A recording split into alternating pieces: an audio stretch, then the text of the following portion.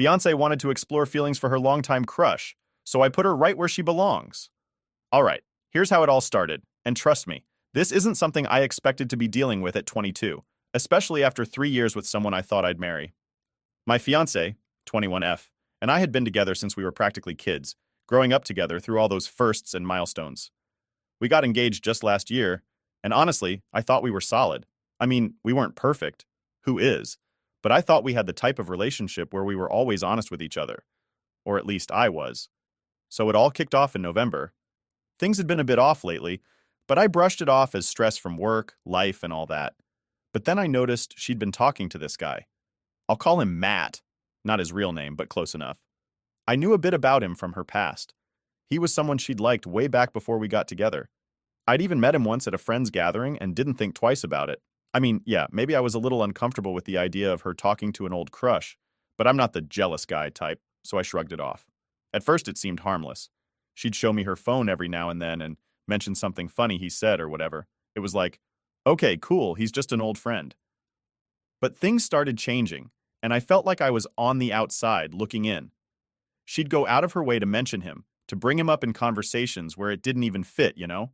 Like, we'd be talking about our plans for Halloween, and she'd slip in a random comment about how Matt likes Halloween too, isn't that funny? Anyway, the weirdness escalated. I noticed she'd be on her phone a lot more, especially when we were together, which wasn't like her. Normally, she was the type who'd leave her phone somewhere in the other room, not constantly attached to it. But now, she was glued to it, texting nonstop.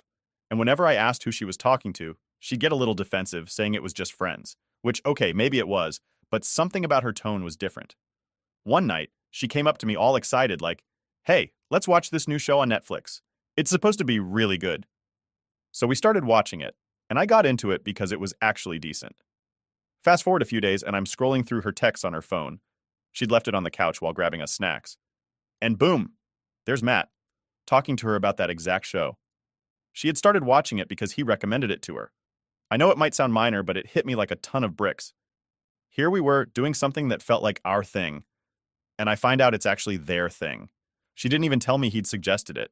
She just acted like it was all her idea. I felt stupid, honestly. Like, how did I miss this? So I scrolled up a bit more and saw that their messages weren't just catching up or friend stuff. She was sending him selfies, showing him outfits she'd wear to work, stuff like that. I didn't even know she took that many selfies, to be honest. Then there was this one message that really got to me. She'd sent him a picture of us carving pumpkins together. She captioned it, "Look at us being cute." I didn't even know she'd taken that picture, let alone shared it with him. That moment was supposed to be between us, right? But there she was, giving him a front row seat to our lives, our memories, like he was part of it. It felt like a betrayal, even if nothing big had happened. After that, it was all I could think about. I tried to ignore it, tried to convince myself that maybe I was overreacting, that I was just being paranoid. But then it got worse. She'd started texting him in the middle of the day, during work hours, nonstop. She'd even started setting her phone to do not disturb sometimes when she was with me, saying she didn't want interruptions. But I knew it was because she didn't want his notifications popping up. It was like she was hiding him, but in a way she thought was subtle enough to keep me from noticing. And then came the message that really messed me up. One night, she'd gone to bed early because she had a shift in the morning. I was sitting there alone, trying to relax but feeling uneasy, so I did the thing I never thought I'd do. I went through her phone, and there it was, a message from Matt that said, "It's in your court now." I stared at that line for way too long, not really understanding what it meant, but then it clicked. He was telling her that he had feelings for her, that he was waiting for her to make a move. My heart sank. And what did she reply? She didn't shut him down. She didn't tell him he was out of line. "Nope," she said. "Oh wow, that's a lot to take in. I need to figure out what I'm doing here." I swear my stomach did this sick flip when I read that. The worst part? She screenshotted that message and sent it to her best friend with a caption that said, "What do I even do?" Like she was actually considering it, actually thinking about whether she should go for him. I'm sitting there, holding her phone, and all I could think was, how did we even get here? Now, I want to be clear. I get that relationships can be messy and that everyone can have a little what-if moment with someone from their past. But this was different. She was actively talking to him, sharing moments from our lives, and keeping him updated like he was some kind of backup plan. I kept thinking about all the little signs I'd ignored, all the weird comments she'd made, and how I'd brushed it off because I didn't want to be that guy. But maybe I should have been paying closer attention. The next morning, I couldn't even look at her. I was angry, hurt, confused all at once. She was acting all normal, getting ready for work, asking me if I wanted coffee, and I couldn't. It was like I was seeing her in a whole new light, and I didn't like what I was seeing. That whole day, I kept replaying those texts in my head, thinking about every little moment we'd shared recently and wondering how much of it was real. Had she been thinking about him all along? Was I just a placeholder? I didn't have answers, but I knew I needed to get to the bottom of it. By the time she got home, I was a wreck. I wasn't sure if I was ready to confront her, but I knew I couldn't keep pretending like everything was okay. I had to say something, to get it all out in the open, even if it meant things would get ugly. And that's how I found myself sitting there, waiting for her to walk through the door, rehearsing what I'd say, and wondering if this would be the end of everything we'd built together. Things really took a turn after a while, and let me tell you, it was nothing like I expected. I mean, I'd known my fiancée for 3 years. We'd been through all kinds of stuff together, and I thought we knew each other inside and out. But what I learned in the next few hours just flipped everything on its head. So, she gets home from work, acting like it's any other day. She's talking about how her shift went, just normal stuff, and I'm sitting there, not really listening because I'm just stewing over everything I saw on her phone. My head's spinning, and my heart's pounding, and I can't focus on a single thing she's saying. I think she could tell something was off because she eventually stopped mid-sentence and was like, "Hey, you okay?" I had to hold back because I didn't want to explode right then and there. I mean, part of me wanted to lay it all out, to show her exactly what I'd seen, but I was trying to keep it together. I didn't want to come across as some crazed guy flipping out over texts, so I just nodded and said, "We need to talk." You know, the classic line that nobody ever wants to hear. She looked a bit confused, maybe even nervous, but she sat down across from me on the couch. I could see her fidgeting with her hands, so I knew she sensed something was up. I took a deep breath and told her I'd seen her text with Matt, and she went pale. I'll never forget the look on her face when I mentioned his name. It was like she'd seen a ghost. At first, she tried to play it down. She said they were just friends, that it was nothing serious, just catching up. She went on about how they had a history but that it didn't mean anything anymore. And look, maybe part of me wanted to believe her, but there was this gut feeling that she wasn't telling me the whole truth. So I pressed a bit, telling her that I'd seen how she'd shared parts of our life with him. The selfies, the picture of us carving pumpkins, all those little moments that were supposed to be between us. That's when she started getting defensive. She said she didn't understand why I was so upset, that it was just casual, and that she'd never actually done anything wrong. But the way she was talking, the way she kept looking down at her hands instead of at me, I knew she was hiding something. It was like she was dancing around the truth, giving me half answers and trying to make it seem like I was overreacting. I finally asked her about that message from him, the one where he told her, "It's in your court now." I asked her straight up what he meant by that, and her face changed again. She tried to brush it off, saying he was just being flirty and that she hadn't taken it seriously. But I knew that wasn't the whole story. I mean, why would she screenshot it and send it to her best friend if it didn't mean anything? She kept dodging, saying she didn't know what to do because she didn't want to lose our relationship, but that she also didn't want to cut him off completely. She kept saying, "It's complicated," like that was supposed to make me feel better. I was just sitting there thinking, how is this complicated? You either choose the guy you're engaged to or you don't. There shouldn't be any middle ground here. Then, she hit me with this line that just broke me. She said, "I didn't think you'd understand." That was her excuse for not telling me about him, for keeping everything under wraps. I didn't even know how to respond to that because, yeah, maybe I wouldn't have been thrilled to know she was reconnecting with some guy she used to have feelings for, but I would have listened. I would have tried to understand if she'd been honest with me from the start. But this wasn't honesty. This was hiding things, sneaking around and pretending everything was fine. And for what? To protect my feelings? No, it was to protect herself. To keep him in her life without facing any consequences. At that point, I didn't even know what I was trying to salvage. I felt like everything I thought we had was slipping through my fingers, like she'd already made her choice, and I was just the last one to figure it out. I asked her one more time, "Are you really telling me there's nothing more to this?" She hesitated for way too long before finally saying, "No, there's nothing more." But I couldn't shake the feeling that she was still holding back. Her words didn't match her face, and her body language was all over the place. I've always been pretty good at reading people, and everything about her was screaming that she was hiding something else. But she'd made up her mind to stick to her story, to keep playing the "it's all innocent" card. So I told her that I needed some time to think. I didn't want to make a snap decision out of anger or hurt. And honestly, I felt like I'd been blindsided. I told her I was going to stay at my parents' place for a few days to clear my head. She didn't try to stop me, which I thought was strange. She didn't ask to come along, didn't even try to talk it out more. She just nodded, almost like she was relieved I was leaving. I packed a bag that night and left. As I drove to my parents' house, I kept going over everything in my head, wondering how I'd missed the signs, and if maybe I was partly to blame for not seeing things sooner. I mean, we'd been together for so long, and I thought we were in this together. But now I was questioning every memory, every moment we'd shared over the last few months. Had she been drifting away this whole time? And if she had, why didn't she just tell me? I spent that whole night lying awake, replaying every conversation, every glance, every little detail. I started thinking back to the small changes I'd ignored. The way she'd become more secretive with her phone, the way she'd started going out with friends more often, the way she'd suddenly gotten into new interests I didn't even know about. It was like she'd been building this separate life right in front of me, and I was too trusting to see it. And, you know, maybe part of me was clinging to the hope that there was still something worth saving, that we could talk it out, go to counseling, do whatever it took to rebuild that trust. But as the hours went by, that hope started to fade. Because the more I thought about it, the more it felt like I was the only one holding on, the only one fighting for something that maybe wasn't even there anymore. The next day, I was exhausted, physically and mentally. I was supposed to go to work, but I ended up calling in sick because I just couldn't deal with anything. My mind was still stuck on her, on those texts, on that weird feeling that I hadn't even scratched the surface of what was really going on.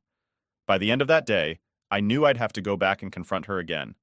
But this time, I wasn't going to let her dodge, wasn't going to let her hide behind excuses. I was going to get the truth, no matter what. Because if there was one thing I knew for sure, it was that I couldn't move forward with her until I knew everything. All right, so after spending a few days away at my parents' place, I knew I couldn't just let things sit like that. I was still spinning with everything I'd found out, still confused, and I was getting more and more frustrated by the minute. I had too many questions that needed answers, and I wasn't about to let her just keep dodging around the truth. When I got back to the apartment, she was there, acting like she was waiting for me. She looked all nervous, which, honestly, just confirmed my suspicions even more. She knew I wasn't coming back just to smooth things over. I sat down, and I could tell by her expression that she knew this wasn't going to be easy for her. I looked her straight in the eye and told her, "We need to talk again. And this time, I need the truth. All of it." She tried to start with the same spiel she'd given me last time, that nothing serious had happened, that they were just reconnecting as friends. But I wasn't buying it. I told her I wasn't looking for excuses or explanations this time. I wanted to know exactly what had gone on with Matt and why she'd let things get so far, even to the point where he felt like he could tell her his feelings were in her court. I could see her squirming, like she was searching for the right words, or maybe just the words that would make her look the least guilty. She kept looking down, avoiding eye contact, which was so unlike her. Usually she'd be up front, but now? She looked like a kid caught with her hand in the cookie jar. Finally, she took a deep breath and admitted that maybe she had let things go too far emotionally. She said she got caught up in the attention, that she didn't realize how much it would hurt me. But the way she was saying it, with that hesitation, I could tell there was more she wasn't telling me. So I pushed further, told her I needed her to tell me everything. No half-truths, no dodging. I wanted the whole picture. After a long pause, she said something that just made my heart drop. She admitted that she'd seen him in person a few times. Just for coffee, she claimed. And yeah, maybe if I was naive, I'd believe that. But something inside me knew that was just her way of testing the waters, seeing how much I'd actually tolerate. I asked her point blank, "Did anything physical happen?" She paused for a second, just a second too long, and then she nodded, barely looking at me. She mumbled something like, "It just kind of happened," like that was supposed to make it better. I sat there, feeling like the floor had just disappeared under me. She actually admitted it, as if it was no big deal, like it just happened, and wasn't a conscious choice on her part. The worst part was, she tried to downplay it, saying it was just a one-time thing, like that was supposed to make me feel better or something. But honestly, that only made it worse. Here I was, putting all my energy into trying to salvage something, trying to find even a sliver of honesty in this whole mess, and she'd gone behind my back, not just emotionally, but physically too. I asked her, "Why? Why would you do this when we were supposed to be planning our future together?" Her answer? She said she'd been confused, that she felt like she'd lost a part of herself, and somehow reconnecting with Matt gave her back that peace. She went on about how she never meant to hurt me and didn't think it'd go this far. Hearing that made me feel like a complete idiot. All those little signs I'd brushed off, every time she'd been vague or avoided talking about him, it all clicked into place. I'd trusted her, and she'd taken advantage of that. While I'd been planning our life together, she'd been stepping out with someone else, letting him into parts of her life she should have kept for us. I tried to keep my composure, but I could feel myself getting more and more angry. I told her, I thought we were in this together, that we were building something real. She looked down, and I could tell she was feeling guilty, but at that point, her guilt didn't mean anything to me. She was only sorry because she got caught. If I hadn't found those messages, she would have kept it all a secret, hiding behind those fake smiles and I love yous. I asked her, do you even care about us anymore? Or was this all just a game to you? She didn't really have an answer for that, just kept saying she was confused and made a mistake. But that wasn't a mistake. A mistake is forgetting to grab milk on the way home. This was a choice she made, fully aware of what it would do to us. Finally, I couldn't listen to any more of her excuses. I told her that if she wanted to be with him, then maybe she should just go. I wasn't going to sit around while she decided if I was worth it. She kept saying she wanted to fix things, that she'd do whatever it took to make it up to me. But honestly, I was done. I couldn't trust a single word coming out of her mouth. I got up and started packing a bag. I told her I needed some space to think, to get my head straight. She didn't try to stop me this time, just stood there, looking defeated. As I grabbed my stuff, I could see her watching me, like she wanted to say something, but didn't know how. But at that point, I didn't want to hear it. On my way out, she called after me, saying, I'm sorry, I didn't mean for it to get this far. I didn't even look back. Her apologies didn't mean anything anymore. I was done with all the lies, the secrets, and the half-baked excuses. I felt betrayed on a level I didn't even think was possible. I got in my car and just sat there for a while, processing everything. I could still hear her voice in my head, replaying her words over and over, and I just kept thinking, how did I not see this coming? All the red flags were there, but I chose to ignore them because I wanted to believe in us. I wanted to believe that we had something real, something worth fighting for. Driving away that night, I felt more alone than I ever had in my life. This was the person I'd built my life around, the person I thought I'd be with forever.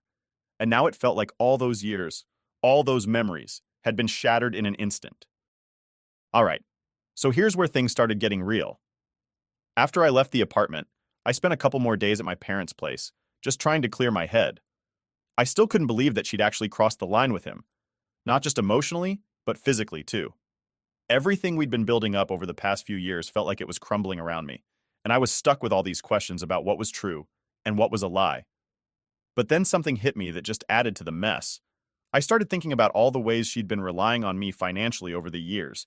I mean, yeah, she worked part-time and chipped in here and there, but it was clear as day that I'd been the one making sure our life was comfortable. I'd helped her get a reliable car, one that was technically mine. I'd co-signed for our apartment because her credit wasn't great, and I'd covered most of our bills since day one. In a way, it felt like she'd been using me as a safety net while keeping this whole other side of her life going behind my back. And to add salt to the wound, it started to dawn on me just how deep her dependence on me went. She didn't have a lot of family support, and her friends were mostly mutual friends of ours or ones who drifted away over the years.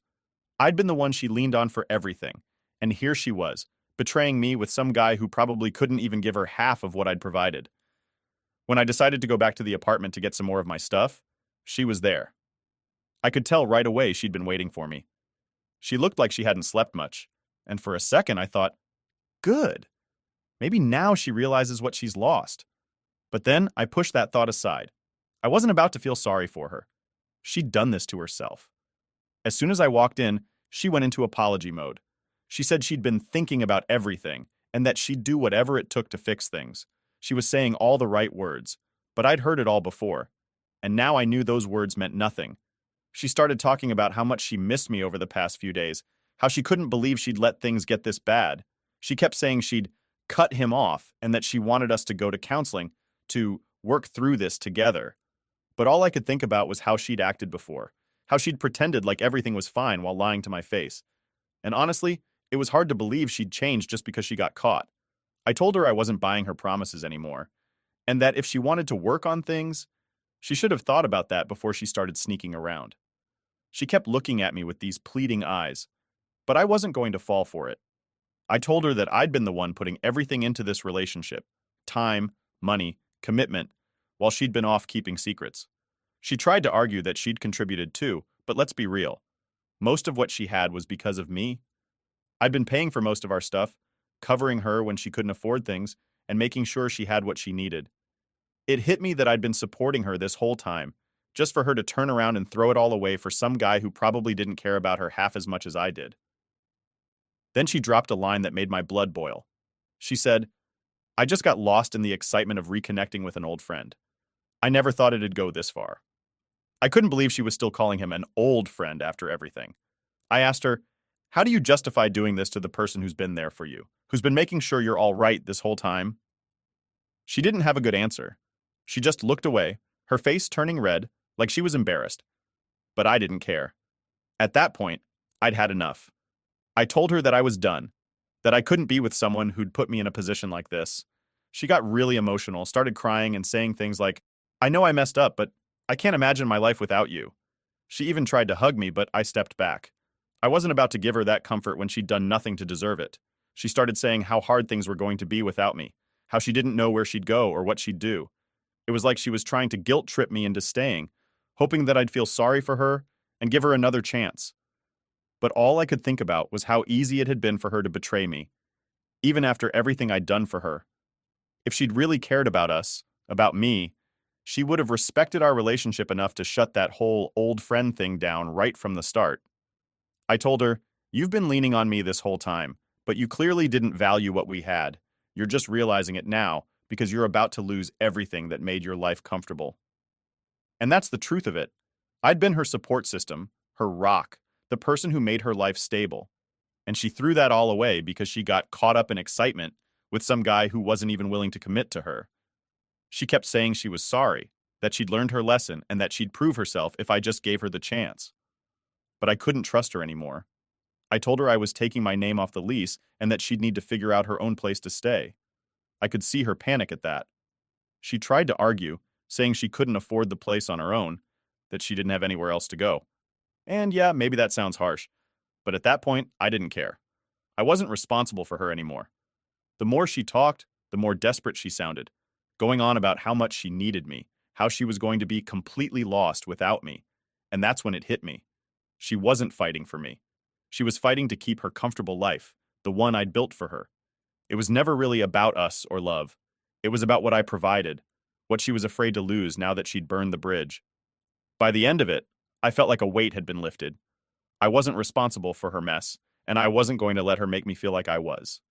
I grabbed the rest of my stuff, and as I walked out the door, she was still calling after me, saying she'd change, that she'd prove herself. But I was done listening to promises that meant nothing. As I drove away, I felt a weird sense of relief. Like, yeah, this hurt and felt like betrayal on a level I hadn't known before. But at least now I knew the truth. At least now I could finally move forward, without wondering if she was hiding something or lying to my face. And that's where I left things, with her standing alone, realizing that she'd lost everything because of her own choices. I wasn't about to keep being her safety net. She'd made her bed, and now she had to lie in it. All right, here's how it all ended. After I left her in the apartment, I thought that was going to be the end of it. I was ready to cut my losses, move on, and start fresh.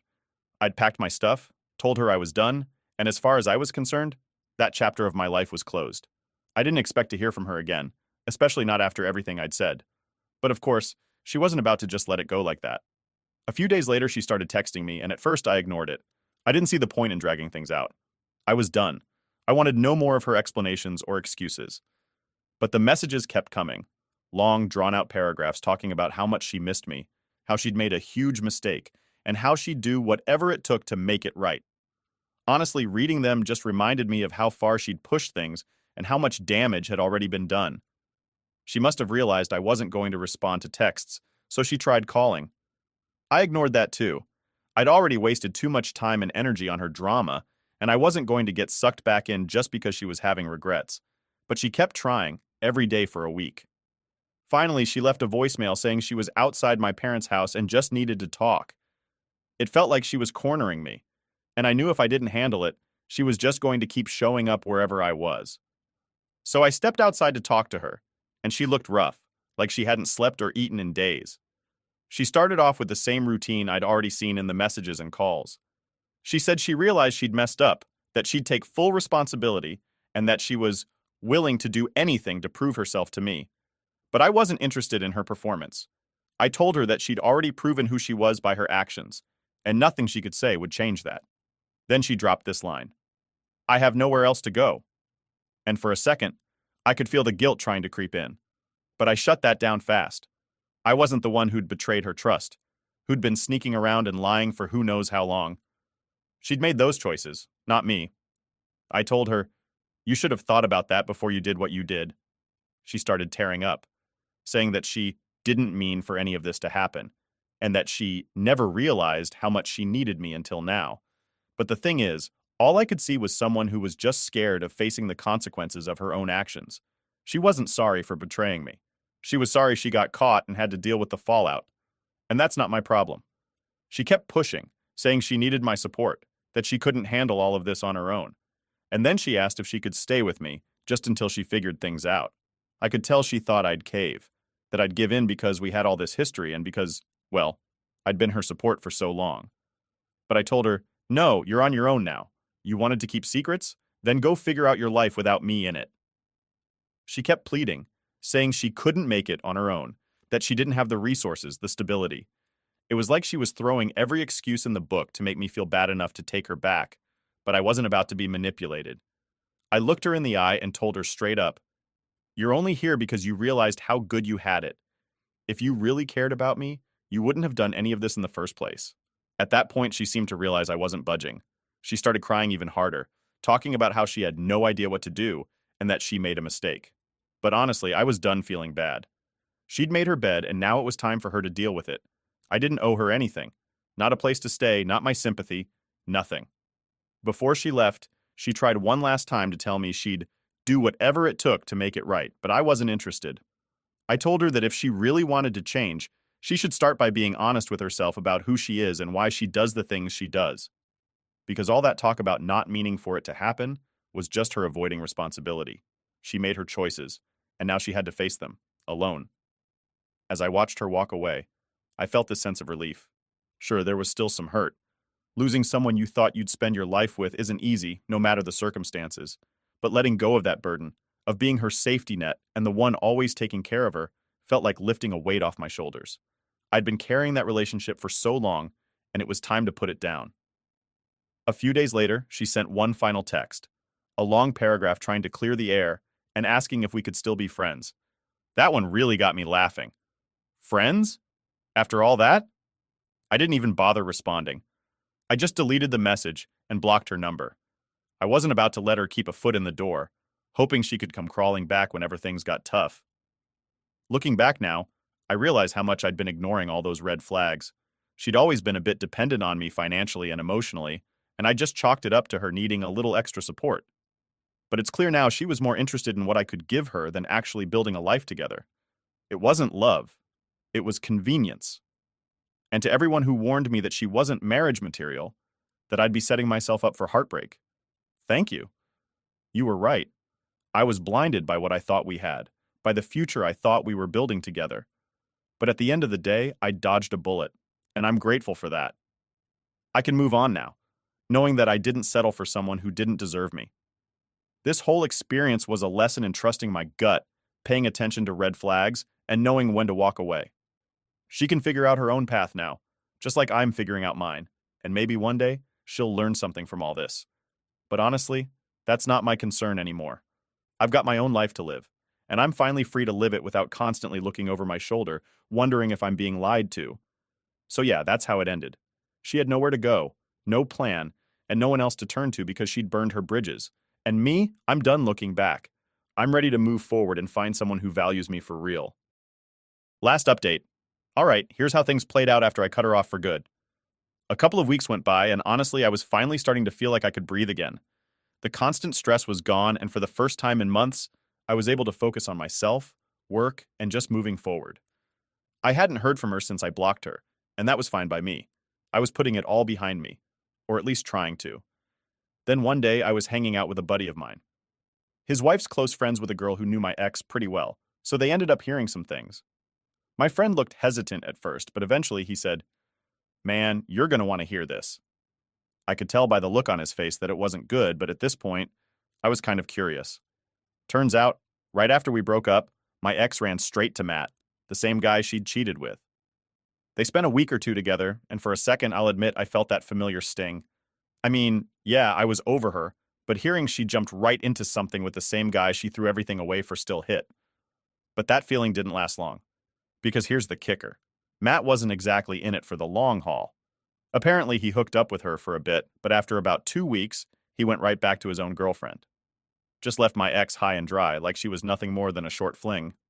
She'd thought she was running off to something exciting or whatever, and instead she got dumped and left alone, just like that. I'll be honest, finding this out was oddly satisfying. Not because I wanted her to be miserable or anything, but because it kind of felt like karma doing its thing. She threw away a 3-year relationship, lied to my face, and tried to get me back only after realizing what she was losing. And in the end, she got tossed aside by the very guy she thought was worth risking everything for. It's crazy to think about how quickly things came full circle. She lost everything she had with me for a fling that barely lasted 2 weeks. And now she's got nothing. No relationship, no stability, and nobody to fall back on. She made her choices, and they finally caught up to her. Ex left me to have a chance at love, then told her new husband I'll spend money on his kids. Alright, so here's the setup. 8 years ago, my ex Adebo and I broke up right after our twins were born. We hadn't even been together that long, just about 14 months when she found out she was pregnant. We both kind of panicked and thought, well, maybe we should try and make this work for the kids. You know how it goes? You think maybe a relationship will just fall into place because of the family side of it. I'll admit, we weren't exactly compatible from the start. We had some good times, sure, but it wasn't this deep, long-lasting connection. But when she got pregnant, I thought maybe we could push through and make it work. We were about as compatible as chalk and cheese, though. But for the twins, we gave it our best shot. For a while, things were okay. I mean, we had some arguments, as people do, but nothing huge. We co-parented well enough, and we weren't at each other's throats. Then she met someone new. Someone she thought she could have a future with. I get it. She wanted a fresh start. Something different than what we had. So she was upfront about it, and we both agreed that splitting up was for the best. I can't say I was heartbroken because, honestly, the relationship wasn't exactly solid, but we ended things pretty amicably, for a breakup anyway. We settled into a rhythm with co-parenting after that. Things were smooth, or as smooth as they can be with two people trying to raise kids from separate homes. We split time pretty evenly, kept communication focused on the kids, and actually co-parented pretty decently. We both wanted to make sure the twins weren't affected by any tension, so we made a real effort. The kids got time with both of us, and we didn't have any child support since we split everything evenly. Then, about 2 years after we split, Adebo met her now husband. This guy wasn't the one she started dating right after we broke up, though. He was someone new. And here's the thing. He had a daughter who was the same age as our twins. She told me about him and how they were getting serious, and yeah, I wanted to support that, to make things easier for the kids. I was fine with the idea of them having another father figure around. But things started shifting when she brought up including her stepdaughter in the same way we included our twins in everything. She kind of threw it out there casually, like, oh, it'd be nice if we all did things as one big family. And at first it seemed harmless enough. I thought she was just trying to blend families, you know? But it got a little strange when she started suggesting I treat her stepdaughter like she was my own. Now, let me be clear, I got nothing against her stepdaughter. She's just a kid in the middle of all this. But Adebo seemed to think that just because we were all connected through the twins, I was somehow obligated to make her stepdaughter part of every activity, every outing I had with my kids. When we first talked about it, I told her that while I understood she wanted everyone to be included, it wasn't my responsibility to act as a dad to her new husband's kid. I already have my hands full, being a good dad to my twins. But she kept pushing the idea. I tried not to get frustrated. It's tricky stuff, co-parenting. You're trying to balance your family's needs while keeping the peace with an ex and their new partner. But the expectations just kept piling up. Things took a turn when she started expecting me to babysit her stepdaughter whenever I had my twins. Like, if I was taking my kids out for a weekend activity, she would call up and ask if I'd also take her stepdaughter along. I didn't mind occasionally, but it became this expectation. And don't get me wrong, I don't have an issue helping out here and there, but I didn't sign up to be a third parent to her husband's kid. And honestly, I didn't see how that was fair to me or even to my own kids. After some time, I realized that every time I planned something special for my twins, it would somehow turn into a thing about the other kids in her household. It was like I wasn't allowed to have time just with my own kids anymore. And when I bought gifts or planned a little surprise outing, I'd hear about how it wasn't fair if her stepdaughter wasn't included in the same way. She even got upset once because I didn't spend as much on a gift for her stepdaughter as I did for our twins. I had to draw the line somewhere, so I decided I'd keep my time and my resources focused on my twins. I explained this to her, and predictably, it didn't go over well.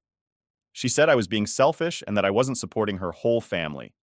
She wanted this big blended family, but that wasn't something I had signed up for. I told her that while I wanted my twins to feel like they belonged, it didn't mean I had to support kids who weren't mine in the same way. She wasn't happy about it, but we kept things civil enough to continue co-parenting. Since that conversation, we've been more parallel parenting than co-parenting, if that makes sense. We stick to our own time with the kids and rarely do anything together as a big family. We don't share our plans or mix the kids from her house with mine. It keeps things simple, and for me, it lets me focus on my own kids without all these extra expectations. But still, every now and then, she'll bring it up, like I'm supposed to feel guilty for not jumping in to help raise all the kids under her roof. Over the years, the situation with her family has only gotten more complicated. She and her husband had a baby together, and later on, they took in her husband's nephew. So now, at her place, there's my twins, their stepsister, a step-cousin, and a half-sister. Adebo tries to keep everyone as one big happy family, but I've made it clear that my role is with my kids, and that's it. So yeah, it's complicated. Every time I think we've hit a point where things are settled, there's something new. But I've stuck to my boundaries, and I don't think it's unreasonable to focus on the two kids who are actually mine. I mean, it's one thing to support her decisions as a mother, but it's another to be expected to be a parent to everyone under her roof. Alright, so fast forward a bit, and here's where things really started to go off the rails. Over the years, with the added members of Adebo's household, it's been harder and harder to keep boundaries steady. At first we'd kind of figured out a balance where I was doing my part as a dad, without being wrapped up in her new family situation, but her expectations kept growing, and it felt like every few months, there was something new she expected me to help with. Her stepdaughter, her husband's nephew, their baby together, it's like they kept adding layers, and somehow I was supposed to shoulder some of that load. Then came this whole school trip thing. So the school my kids go to is a bit on the smaller side, which means they're in a mixed age class. This also means they're in the same classroom as their stepsister and stepcousin, which, fair enough, I get it. It's a little unusual, but it works for the school, and it doesn't bother me. What I didn't expect, though, was how it would turn into a whole thing with their mom and stepdad about what I was supposed to pay for. This trip is a big deal for the kids. It's not just a small field trip. It's a visit to this interactive museum that's supposed to be amazing. The school plans on having the kids learn all this cool stuff hands-on, and they've got workshops set up. It's pricey, though, no doubt about it. But my twins were super excited, and it just seemed like one of those things that would be a good memory for them. I can cover the cost, so I figured, why not? I went ahead and paid for them, so I tell Adebo about it, thinking she'd just be glad the twins were getting this experience, right? Wrong. The minute I mentioned paying for it, she got weirdly quiet, then flat out said that if the other kids couldn't go too, it wasn't fair. At first, I thought she was joking, like there's no way she actually expected me to pay for the other two as well. But nope, she was dead serious. She starts saying that it's not right for our kids to go on this luxury trip if her other kids can't go too. I tried to keep it calm. I told her I'm paying for my twins to go because they're my responsibility. I even suggested maybe she and her husband could try fundraising or saving up for the other kids if it meant that much. But then she hits me with, "You need to think about how they're all going to feel watching your kids go on this trip and being left behind." Apparently, the whole household will fall apart if these kids don't all get the exact same experiences. And here's where it started to get pretty heated. Her husband jumps in, saying how it's unfair to treat the kids differently. Now, I'm all for fairness, but there's a line here. His stepsister and nephew aren't my responsibility, and I'm not made of money. I asked him straight up, "Why is it my job to pay for all the kids in your house?" And he just gives me this look, like I'm the one being selfish. He even goes on this rant about how they're all supposed to be siblings and how I'm sabotaging their family. Now, look, I get it. No kid wants to be left out. But at some point, they have to understand that I'm not their dad. Adebo has decided to bring in these other kids, and she has a whole new family setup. That's her choice, and I'm not about to be guilt-tripped into paying for every single kid she takes under her roof. The thing that really set me off, though, was when they both started making it sound like I was being cruel. They talked about how this would damage the kids' relationships, and that it would be my fault if our twins and their stepsister grew apart over something like this. I mean, come on, I'm just a dad trying to do something nice for my own kids, and Somehow it's turned into this family drama about what I'm not doing for kids that aren't even mine. So I said, look, I don't think it's fair to expect me to cover everyone's expenses. This trip is a treat for our twins. It's during my time with them, and I want them to go. I don't see how that's being unfair to anyone. But Adebo just kept going, saying that if our twins go and the other kids don't, they'll feel like they're being treated as less than, and that I should care about that. Her husband even tried to bring up family unity, and said that if the kids end up resenting each other, it'll be on me. At that point, I'm honestly just over it. This isn't about family unity. It's about them trying to make their financial choices my problem. And it's not like they're struggling to get by either. They have decent jobs, and if this trip meant that much, they could find a way to make it work without relying on me. I mean, it's not my job to stretch my finances to make up for what they can't or won't do. The whole argument just kept going in circles. They kept bringing up how this is unfair and that I should think about the family. But I stood my ground. I told them it wasn't my fault they couldn't send the other kids, and that I wasn't going to let them guilt trip me into paying for it. That's where we left it, but I could tell from the look on her face that this was far from over. Honestly, I walked away from that conversation feeling both irritated and confused. It was like, no matter how much I tried to explain that I wasn't responsible for all her family's kids, they just weren't hearing it. Somehow, my focus on my own kids had become an issue, and I'm being made out to be the villain in their family story. It's honestly exhausting. I just wanted to do something nice for my twins, and now it's become this giant issue about fairness and unity. I feel like I'm walking a tightrope, where every little decision could spark another argument. All I wanted was to give my kids a fun experience, but apparently, that's too much to ask. All right, so after the whole argument over the school trip, I figured that would be the end of it, at least for now. I thought I'd made it clear I wasn't paying for all the kids, and I'd hoped Adebo and her husband would just drop it. But nope. It turned out they weren't about to let this go without another round. I didn't expect what came next, though, because honestly, this one blew me out of the water. So, a few days after the trip argument, I get a message from Adebo telling me she wants to meet up to talk. I knew this wasn't going to be a friendly coffee date, but I figured it's better to get it over with than to keep going back and forth through texts. I agreed, and we set a time to meet at this small diner that's kind of halfway between our places. She shows up, and right off the bat, I can tell this isn't going to be a quick chat. She's got that serious look on her face, the one where you know they've rehearsed what they're going to say.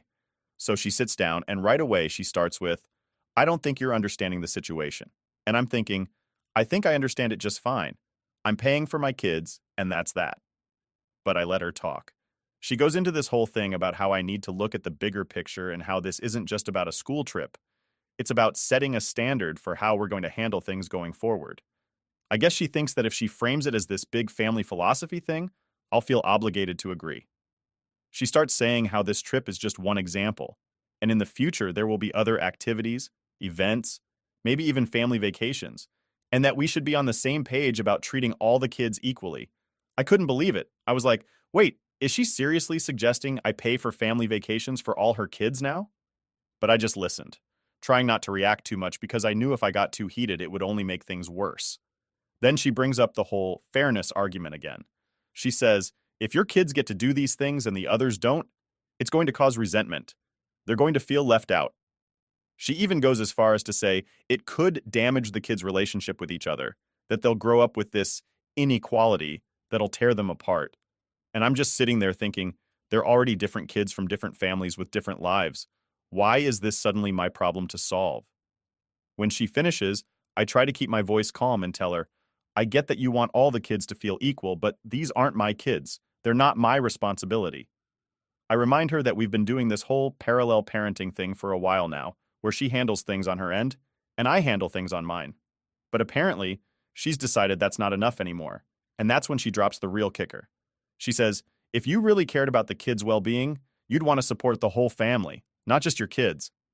She went on about how I needed to show good faith by stepping up for the other kids as well. I almost laughed out loud because it just felt so absurd. I mean, since when does supporting your kids mean taking on everyone else's kids too? At that point, I felt myself starting to lose it a bit. I told her, look, I do care about my kids' well-being. That's why I'm willing to do these things for them. But I'm not going to let you guilt trip me into paying for kids that aren't mine. She didn't like that one bit. She gets defensive, saying that I'm being selfish and not thinking about how this will affect the kids in the long run. I fired back, "How is it selfish to just take care of my own kids? You made the choice to add these other kids into your household. That's not on me." Then her husband shows up. Yeah, I don't know if she planned for him to just happen to stop by, but suddenly he's there, and he's coming over to our table. He barely even acknowledges me and just goes straight to Adebo, like he's about to save the day or something. He sits down and basically starts in on me like he's been waiting for this chance. He goes, "I don't think you're being fair. We're supposed to be creating a family here, and your actions are putting up barriers." I just stared at him for a second, wondering if he really thought I was going to buy into this whole "we're all family" thing when it came to my wallet. So, I told him straight up, "I'm here to support my twins. That's what I signed up for. You can't just expect me to pretend all these other kids are mine financially." And then he hits me with, "Well, if the kids start hating each other, that's on you. You're the one creating division." That set me off. I told him, "You're the one pushing for me to play dad to kids that aren't mine. I'm not the one making this complicated. I just want to do right by my twins, and that's it." I didn't care if he thought I was being cold. At this point, I felt like they were both trying to gang up on me and make me feel like the bad guy just for having boundaries. Things got a little heated after that. Adebo starts saying that if the kids grow up resenting each other, it'll all be because I didn't care enough to support their family vision. I just couldn't believe what I was hearing. I told her, if that's the case, maybe you and your husband need to figure out a way to handle it. But don't put it all on me. By this point, people in the diner were definitely giving us a few looks, and honestly, I didn't care. I was so fed up with being made to feel like the villain in this story. I just wanted to do something nice for my kids, and somehow it had spiraled into this giant mess about what I owed to her household. It was like they expected me to just blindly fund whatever came up for every kid under their roof because they decided to blend their families. I finally stood up and said, "Look, I've said my piece. My focus is on my twins, and that's not changing. If you want everything to be equal, then maybe you need to take a look at what you guys are doing, not what I'm doing. But I'm done being the bad guy here." And with that, I walked out, feeling a mix of frustration and relief. It was clear to me that no matter what I said, they weren't going to get it.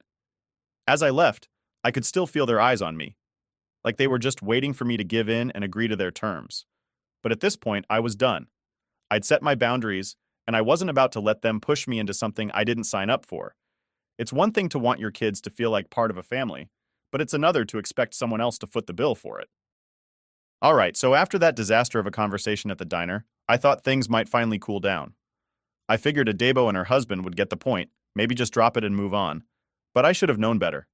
The whole thing didn't just disappear, it actually got worse. A few days later, I started getting these long-winded texts from her family members. It started with her sister, who's usually pretty chill and has stayed out of our issues in the past. But suddenly, she's texting me, talking about how it's so important for the kids to feel like they're in one big family. She's saying stuff like, "If you really cared about your kids' happiness, you'd be willing to do this for them." It felt like she was implying I was doing something wrong just because I didn't want to pay for her sister's stepkids. I tried ignoring it, thinking maybe she'd just let it go, but the messages kept coming, and they weren't getting any nicer. It went from subtle suggestions to flat-out accusations. Suddenly, I'm selfish, stingy, not thinking about the bigger picture. I swear, they made it sound like I was tearing some big happy family apart just because I didn't want to fund a trip for a couple of kids who aren't mine. Her family was acting like I'd declared war on them or something, all because I set a boundary. And then it got worse. Adebo's mom decides to call me. Now, I hadn't spoken to her in a while, and I was pretty surprised to see her name pop up. I figured she'd want to talk about the twins, maybe have a calm discussion, but nope. That call was something else entirely. She launched straight into this whole speech about how things should be. She told me, "If you just pay for all the kids, this wouldn't be an issue. You need to think about how much better it would be if you were more involved with all the children." I felt my patience slipping pretty quickly.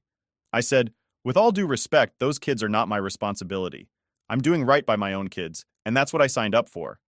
But she kept going, saying things like, "A good man steps up and takes care of the whole family, not just his own." I was floored. I tried to explain to her that while I wanted the best for my twins, it didn't mean I had to financially support every kid her daughter brought into the household. I told her, "Look, I'm not going to feel bad for taking care of my own kids and setting boundaries." But it's like she wasn't even listening. The whole conversation just spiraled from there. She kept repeating herself, talking about how it's my duty as a father, and that the kids are the ones who will suffer. And yeah, she tried to play the guilt card hard. By the end of the call, I was done. I told her we clearly weren't going to agree on this, and I politely ended the conversation. But the pressure didn't stop. Over the next week or so, it felt like they were rallying the whole family against me. Adebo's brother even left a comment on one of my social media posts about being a dad that was just dripping with passive aggression. He wrote, "Real dads support their families, no matter what." It was obvious he wasn't talking about just my kids. I didn't even respond. I just deleted the comment and moved on. But I won't lie, it annoyed me. I mean, here I am, doing my best for my twins, and somehow that makes me a bad guy in their eyes? One day, I dropped the kids off at Adebo's, and as I was heading back to my car, her husband catches up to me. He doesn't say hi, doesn't do the polite small talk thing.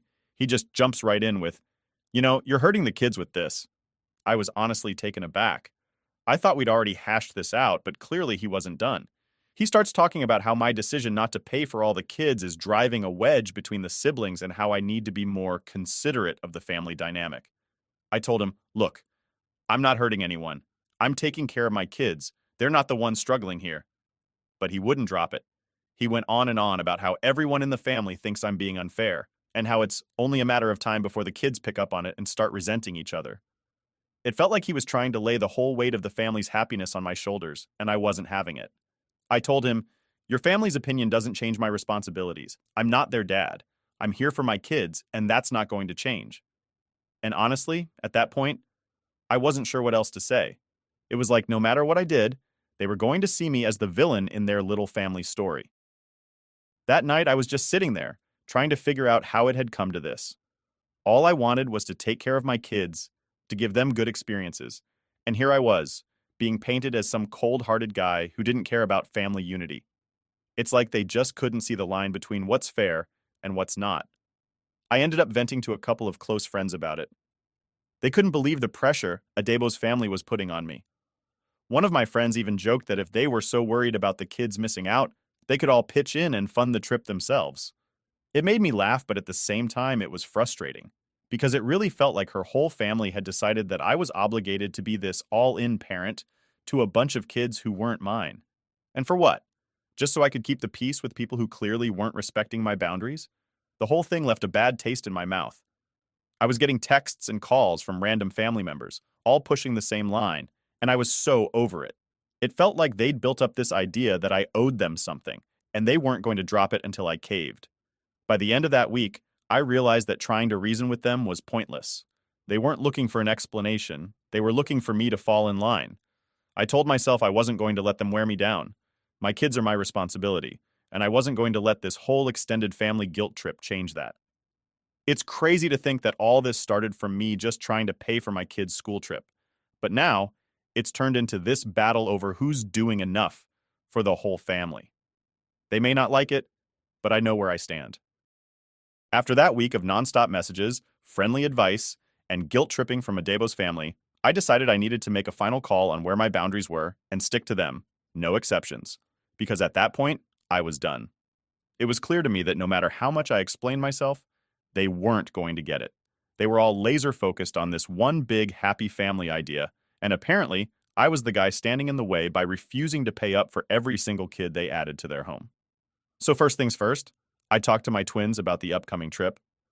I wanted to make sure they were still excited and didn't feel awkward about it, because after all the drama, I didn't want them to feel guilty or responsible for any of it. I kept it simple and just said, "Hey, I'm really looking forward to this trip for you guys, and I want you to know that this is something special for just the two of you." I didn't go into all the messy details, obviously, but I wanted them to know that it was okay for them to enjoy something just for themselves. Both of them seemed relieved. They definitely picked up on some tension, kids always do, but they seemed happy and were genuinely excited to go on the trip. I could tell they didn't feel bad about it, and that was a huge weight off my shoulders. I needed them to know that they deserved nice experiences without feeling responsible for anyone else. With that settled, I knew I had to set clear boundaries with Adebo and her family. And not just the vague, "I'm paying for my kids only" kind of boundary, but a real line they'd understand couldn't be crossed. So, I gave her a call. I kept it calm and straightforward because I didn't want this turning into yet another hour-long argument. I basically said, "Look, my role as a parent is to support my twins. I'm here for them, and I'm doing what I can to give them good experiences. But that doesn't extend to other children who aren't mine. I respect your choices and your family, but my financial responsibility ends with my twins. Of course, Adebo wasn't thrilled. She immediately started in on how the other kids would feel and how it's not fair for siblings to have different experiences. I let her talk, but when she started going down that guilt-tripping path again, I stopped her. I told her, I understand how you feel, but this is my final decision. I'm not going to be paying for any extra expenses outside of our twins. I told her if she wanted to work something out for her household, that was up to her, but she needed to stop putting that pressure on me. There was silence for a few moments, and I could tell she was fuming, but I wasn't about to budge. I could almost feel her gearing up to try one last pitch, but she must have realized it wasn't going anywhere. She ended up saying something like, "Fine, I guess you've made your choice," in a tone that was meant to make me feel bad, but I didn't. Honestly, by that point, I felt more relief than anything else. I was done explaining myself. After that, things got quieter. No more random messages from her family members, no more passive-aggressive comments, just silence. And yeah, it was a bit awkward, but it felt good to finally have some peace. I think they finally realized I wasn't going to bend to their demands, and they just had to deal with it. In the weeks leading up to the trip, I made sure to spend some extra time with the twins, doing regular things, just to keep everything feeling normal. We'd grab a bite, go to the park, watch movies, all that usual stuff. I wanted them to feel secure and happy and not caught up in whatever issues the adults around them were having. And honestly, it was refreshing to just focus on them without any of the extra drama. Then finally the day of the trip came. I dropped them off at school that morning, and they were all smiles, ready to go. It was great seeing them so excited after everything that had happened. As they ran off to join their friends, I felt this real sense of satisfaction like, yeah, this is what it's about. It's not about making everyone happy or bending over backward for people who don't appreciate it. It's about giving my kids the best I can and teaching them that it's okay to set boundaries. But here's the kicker, and I know I said I wouldn't use that word, but bear with me. The day after the trip, I got a call from Adebo. I was expecting some snarky comment or a passive-aggressive dig, but instead, she just asked if the kids had fun. I told her they did, and I kept it short because I didn't want to dive back into any old arguments. But then she surprised me. She actually thanked me for sticking to what I believed was right. She said, "I didn't agree with you, but I respect that you stood up for yourself and your kids. I guess maybe I needed to hear that." I was honestly shocked.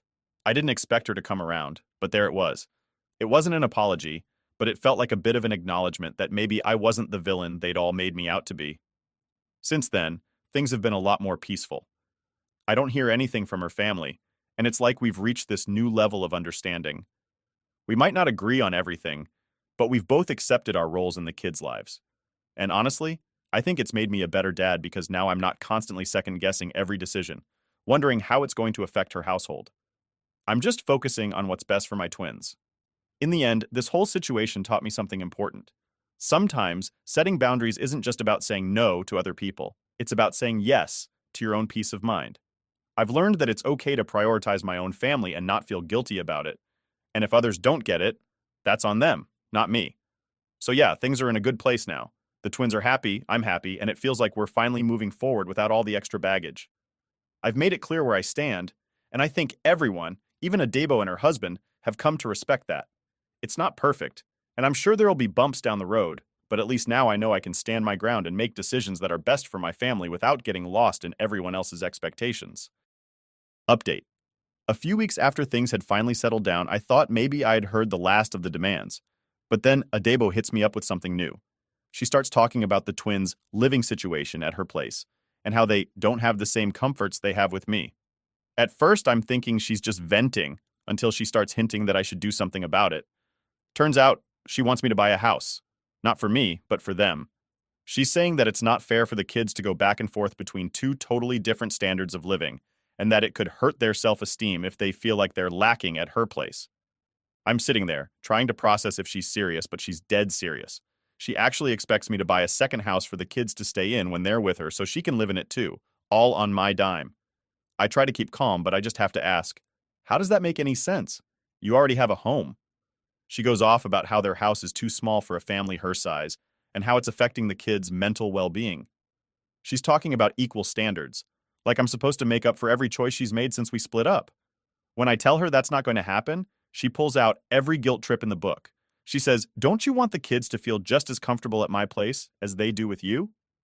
And how it's unfair that I'm not willing to provide for their full living experience. She's acting like I'm some cold-hearted jerk because I don't want to buy her family a new house. At this point, I'm done. I tell her, look, the twins have everything they need at your place. If you think they need a bigger house, that's something you and your husband can handle. I'm not responsible for upgrading your home. She's quiet for a second. Then she snaps back, saying, well, if the kids end up feeling like they have a real home, only with you, that'll be on you. I just shake my head, and that's the end of the conversation. I'm not sure how she thought this was a reasonable request. I want the best for my kids, but that doesn't mean I'm buying her a whole new lifestyle. I guess there's no limit to what she'll ask for, but at least I'm clear now. I'm drawing the line, and I'm not budging. Ellie, if you can't keep it together, maybe you shouldn't come home at all. The words echoed in my mind as I sat at my desk, staring blankly at the computer screen. The phone call from Officer Daniels still reverberated through my head, dulling my senses. I'm so sorry, Mrs. Parker, but there's been an accident. Your parents, they didn't survive. I hung up, choking on my tears. My parents, on their way to the Grand Canyon for their annual road trip, gone in an instant. I fumbled for my phone, dialing my husband, Mike. Mike, I need you. My parents. My voice cracked. Ellie, I'm in the middle of a meeting. Can't this wait? Mike's irritation pierced through the line. They're dead, Mike. My parents are dead. I sobbed, clutching the phone like a lifeline. Silence. Then, with a sigh, Ellie, if you can't keep it together, maybe you shouldn't come home at all. He hung up. Stunned, I dropped the phone. The hum of the office felt distant as I rushed out, barely noticing my colleagues' concerned glances. The drive home was a blur. When I arrived, Mike was already there, standing in the kitchen. Ellie, you're blowing this out of proportion, he said, barely looking up. My parents just died, I shouted. How can you be so cold? Look, it's not my fault. You need to handle this better. He snapped back, turning away to avoid my gaze. I retreated to our bedroom, tears streaming down my face. Memories of my parents flooded in. Thanksgivings, road trips, their laughter. Everything was shattered. I felt alone, misunderstood, even in my own home. Later that night, after putting our daughter Lizzie to bed, I approached Mike again. We need to talk about the funeral. I have a big project due. I might not make it, he said flatly, tapping on his laptop. Can't you see what I'm going through? My voice trembled, anger mixing with grief. Ellie, I'm tired. We'll talk tomorrow. And with that, he walked out, leaving me alone with my pain. Sleep was impossible. Every time I closed my eyes, I saw their faces, heard their voices. By morning, I was numb. I typed out the obituary, made funeral arrangements, all while Lizzie asked why Grandma and Grandpa weren't coming back. I couldn't find the words to explain. Days passed, blending into a haze. The neighborhood sympathy offered little comfort. Everyone's questions, their pitying looks, made it worse, and Mike's indifference was a knife twisting deeper into my heart. The day of the funeral, I dressed Lizzie in her best dress. Why isn't Daddy coming? She asked quietly. He has work, sweetheart, I managed to say, trying to keep my voice steady for her sake. At the funeral, standing beside the caskets, I felt utterly hollow. Friends and family offered condolences, but I barely registered their presence. Cheryl, Mike's mother, approached me with a look of forced sympathy. Such a tragedy, she said, her voice dripping with insincerity. Have you thought about the inheritance? It might help with expenses. I stared at her, disbelief blending with fury. My parents just died. How can you talk about money? I'm just being practical, dear. Someone has to be, she replied, patting my shoulder in a mock display of comfort. Her words left me even more broken. Cheryl never cared about anyone but herself and her son. That night, I sat in the dark, my resolve hardening. My parents deserved justice, and I wouldn't let Mike's apathy or his mother's greed tarnish their memory. It was time to face the harsh reality of my life and take control. As the moonlight filtered through the window, I made a silent vow. Things would change. I would not let their deaths be in vain, and I would not remain trapped in this loveless, uncaring marriage any longer. The days leading up to the funeral were a blur of paperwork and phone calls. I spent every moment arranging services, choosing flowers, coordinating with the funeral home. Mike remained distant, claiming work obligations kept him busy. The weight of his indifference crushed me. One evening, I caught him slinking into the house late. Where were you? I demanded.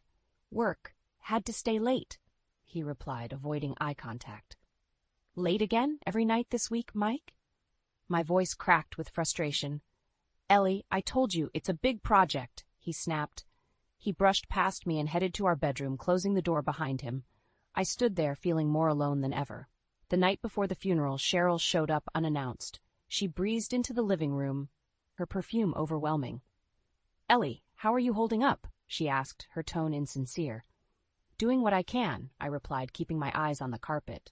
Cheryl's gaze shifted to the closed bedroom door. Where's Mike? Still working, I said through gritted teeth. That man works too much, she tutted, then turned her attention back to me. So have you decided what's happening with their estate?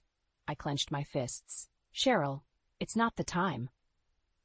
Don't be so emotional, Ellie. This is about practicality, she said, her voice cool. My parents are gone, Cheryl. I can't think about money right now, I replied, barely holding back tears. Well, you need to. Mike and Lizzie need security, she continued, as if she wasn't intruding on my grief. Mike and Lizzie are not my immediate concern, I snapped, standing my ground. She huffed, clearly displeased. Fine, Ellie, but don't take too long. This is important for the family. As soon as she left, I collapsed onto the couch, the weight of everything suffocating me. Mike's absence, Cheryl's greed, the loss of my parents. It was too much. I needed to stay strong for Lizzie, but my resolve was slipping. The funeral day arrived, gray and somber. I dressed in black, every motion robotic. Lizzie clung to my side, sensing the gravity of the day, even if she didn't fully understand. As we approached the church, Mike's car was nowhere to be seen. He had promised to meet us there, but the empty space felt like a slap. Inside, the service began. The minister spoke kind words about my parents, but all I could think about was Mike's empty seat. When it was my turn to speak, I choked back tears just looking at the sea of sympathetic faces. Afterward, at the reception, Cheryl approached again. You need to think about Lizzie's future, she said, cornering me by the refreshment table. I'm trying to get through today, I said, my voice breaking. Ellie, you're the mother now. You have responsibilities, she lectured, her eyes hard. I'm well aware of my responsibilities, Cheryl, I replied sharply, barely containing my anger.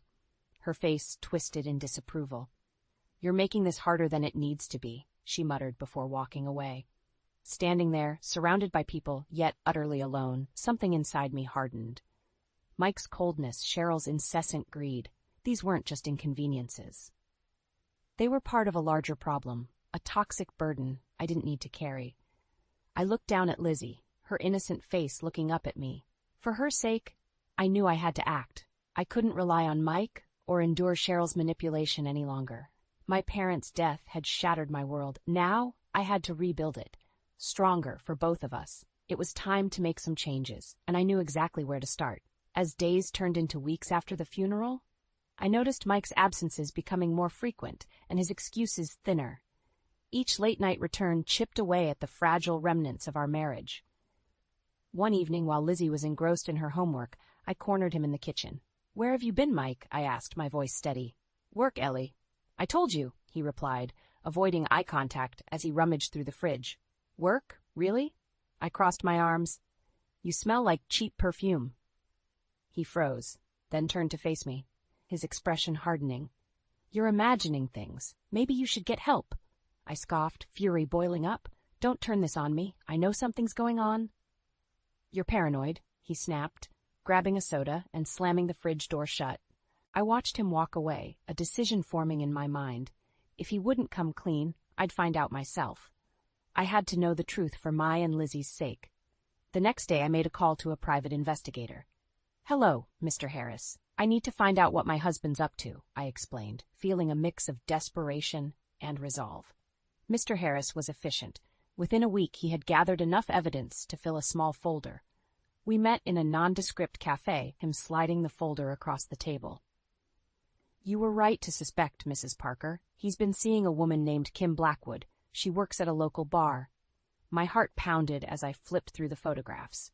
Mike with Kim, laughing, holding hands, even kissing in public. Betrayal stabbed at me, but I forced myself to remain calm. Thank you, Mr. Harris, I said, my voice steady. I'll take it from here. That night, I confronted Mike when he finally showed up. Care to explain these? I tossed the folder onto the couch. His eyes widened as he saw the contents. Ellie, I can explain, he stammered. Explain what? That you've been lying to me? Cheating on me? My voice rose with each word. It's not what it looks like, he muttered, but his voice lacked conviction. Really? Because it looks like you've been with her for months, I shot back, my anger giving me strength. Work's been stressful, Ellie. You've been so distant. Don't you dare blame this on me. I interrupted, my body shaking with rage. You betrayed our family. You betrayed Lizzie. He opened his mouth to respond, but I cut him off. I want a divorce, Mike, and you're going to pay for what you've done. His face turned from guilt to anger. You think you can just take Lizzie away from me? I'll fight you on this. I have more than enough evidence. Any court would side with me, I said, standing tall. This isn't just about me anymore. It's about our daughter, and she deserves better. Mike stormed out, slamming the door behind him. I stood there, breathing heavily, the house silent except for the ticking of the clock. Lizzie was asleep upstairs, unaware of the storm that had just erupted. The next morning, I began gathering more evidence, financial records, text messages, anything that would secure my case. Each piece of proof was another step toward freeing myself and protecting Lizzie. I contacted a lawyer, determined to proceed strategically. We have a strong case, the lawyer assured me. With the evidence you've provided, we can ensure full custody and a hefty alimony. Your husband won't stand a chance. Hearing those words bolstered my resolve. This wasn't just about ending a marriage. It was about reclaiming my life and safeguarding Lizzie's future. I was ready to fight, and I wouldn't back down until justice was served. I sat in the lawyer's office, the divorce papers in front of me. My hands felt steady as I signed each page. My attorney, Mrs. Grant, gave a nod of approval. We've got a strong case, Ellie. Present these to Mike and he'll realize he can't win. Leaving the office, I felt a strange mix of determination and dread. I drove straight home, needing to confront Mike immediately, armed with the legal documents and unshakable resolve. He was sitting on the couch, watching TV, seemingly oblivious to the storm brewing. Mike, we need to talk, I said, standing in front of him, blocking the screen. He looked up, irritated. What now, Ellie? I tossed the papers onto his lap. These. Sign them. He glanced at them, his face slowly turning red as he realized what they were. Divorce papers? You've got to be kidding me. He stood up, towering over me. I'm done, Mike. I want out. And I'm taking Lizzie with me, I replied, not backing down. His face twisted in anger. You think you can just walk away and take my daughter? I'll fight this. I'll ruin you, Ellie. You'll never get custody. I've got plenty of evidence to prove you're unfit, I shot back. Your affair, your neglect, I'll make sure the court sees it all. He laughed, a cold, bitter sound. You really think you can beat me? I'll drag you through the mud. I'll make sure everyone knows you're the unstable one. You won't have a leg to stand on. Do what you want, Mike. I'm not backing down. Lizzie deserves better than this toxic environment. You think you're some kind of hero? You're nothing without me, Ellie, he sneered. I felt a surge of anger. I'm stronger than you think, and I'll prove it. Sign the papers, Mike, or I'll see you in court. For a moment we stood there, glaring at each other. Finally, he snatched the papers and threw them to the ground. This isn't over, Ellie. Not by a long shot. I picked up the papers, my resolve strengthened by his threats. We'll see about that. Over the next week, Mike's threats became more intense. He called me at all hours, leaving angry voicemails. He showed up at my job, trying to cause scenes, but my coworkers helped keep him at bay. It was exhausting, but I refused to let him see me falter. One evening, I heard him on the phone with his mother. She's trying to ruin me, Mom. I need to find a way to take Lizzie away from her. Cheryl's voice came through, sharp and manipulative. We'll fight this together, Mike. She won't stand a chance against us. I knew they'd stop at nothing to hurt me, to take Lizzie from me. But I wouldn't let them. I had the support of my lawyer, my friends, and my undeniable evidence. I had to be strong for Lizzie. I called Mrs. Grant. We need to proceed. His threats are escalating. We'll move quickly, she assured me. Stay strong, Ellie. We've got this. The next morning, Mike received an official notice to appear in court. His fury was evident as he stormed into the house, waving the papers. You think you can win this? Yes, I replied simply, because it's the truth. This is war, Ellie, he spat, throwing the papers at my feet. So be it, I said, standing firm. For Lizzie, for my parents' memory, and for myself, I would not back down. The battle lines were drawn, and I was ready to fight with everything I had. I sat at a small table in the corner of the cafe, my heart beating fast. I clutched the divorce papers in my hand, waiting for Mike to arrive. The sounds of steaming milk and clinking cups filled the air, but I was focused on the door. When Mike finally walked in, his eyes locked onto me with a look of sheer contempt. He sat down roughly, not bothering with pleasantries. "What do you want, Ellie?" "I want this over with." "You need to sign these," I said, pushing the papers towards him. He glanced at them, his jaw tightening. "I told you, I'm not signing anything. You think you can just waltz in here and dictate everything?" "You had your chance, Mike. Now it's about protecting Lizzie and moving on." He sneered. "You're delusional if you think you're getting any money from me. And Lizzie? Over my dead body." As he spoke, his boss Derek entered the cafe. Derek was heading to the counter when he recognized Mike and turned towards us, encouraged by visible intrigue. "Mike, what's going on here?" Derek asked, eyes shifting between us. Mike's face turned pale. "Nothing, sir. Just a family matter." "Looks like more than that," Derek said, his gaze narrowing at the sight of the papers on the table. "Ellie," Mike hissed, attempting to maintain his composure. "This isn't the place." I seized the moment. "Actually, it is. Mike, you've been lying and cheating for months. You've neglected your family and your job." Derek raised an eyebrow. "Is this true?" Mike stumbled over his words. "It's complicated. She's blowing things out of proportion." "No, Mike," I shot back. "You've been spending company time with your mistress, not on work projects." Derek's expression shifted from curiosity to cold anger. "Is this true, Mike? Sir, I can explain." Derek cut him off. "Save it. I've had my suspicions. Consider this your last day at the office." Mike's face turned red, his anger barely contained. "You can't do that." "I just did," Derek replied sharply, turning and walking away. I watched Mike crumble before me, his career crashing as he realized there was no escaping this time. The cafe's ambient noise returned, but we were in a bubble of silence. "You've ruined everything," Mike hissed, his voice shaking with rage. "No, Mike. You did that all by yourself," I said, standing up. "Mark my words, Ellie. I'm taking you down with me," he said through gritted teeth. "Good luck with that," I replied, picking up the papers. As I walked out, I felt a surge of liberation. This battle was far from over, but I'd just won a significant victory. Outside the cafe, I took a deep breath, savoring the fresh air. Mike's downfall had begun, and I was ready to fight for our daughter's future. Every step I took away from that confrontation was another step towards justice, for my parents, for Lizzie, and most importantly, for myself. The courtroom buzzed with low murmurs as I walked in, head held high. Mrs. Grant was beside me, a reassuring presence. Mike sat across the room, his face a mask of anger and defiance. His lawyer, Mr. Jacobs, whispered something into his ear. The judge called for silence. "We're here today to consider custody and alimony arrangements for the Parker case," the judge announced. Mrs. Grant stood addressing the court. "Your Honor, we have clear evidence of Mr. Parker's infidelity and neglect, both as a husband and father. We request full custody for my client, Mrs. Parker, and appropriate alimony and child support." Mr. Jacobs rose, looking smug. "Your Honor, Mr. Parker disputes these accusations. He has been a dedicated father and deserves joint custody at the very least." The judge nodded, flipping through the files. "Mrs. Parker, please step forward." I straightened my back as I approached the stand. "Can you describe your husband's involvement with your daughter, Lizzie?"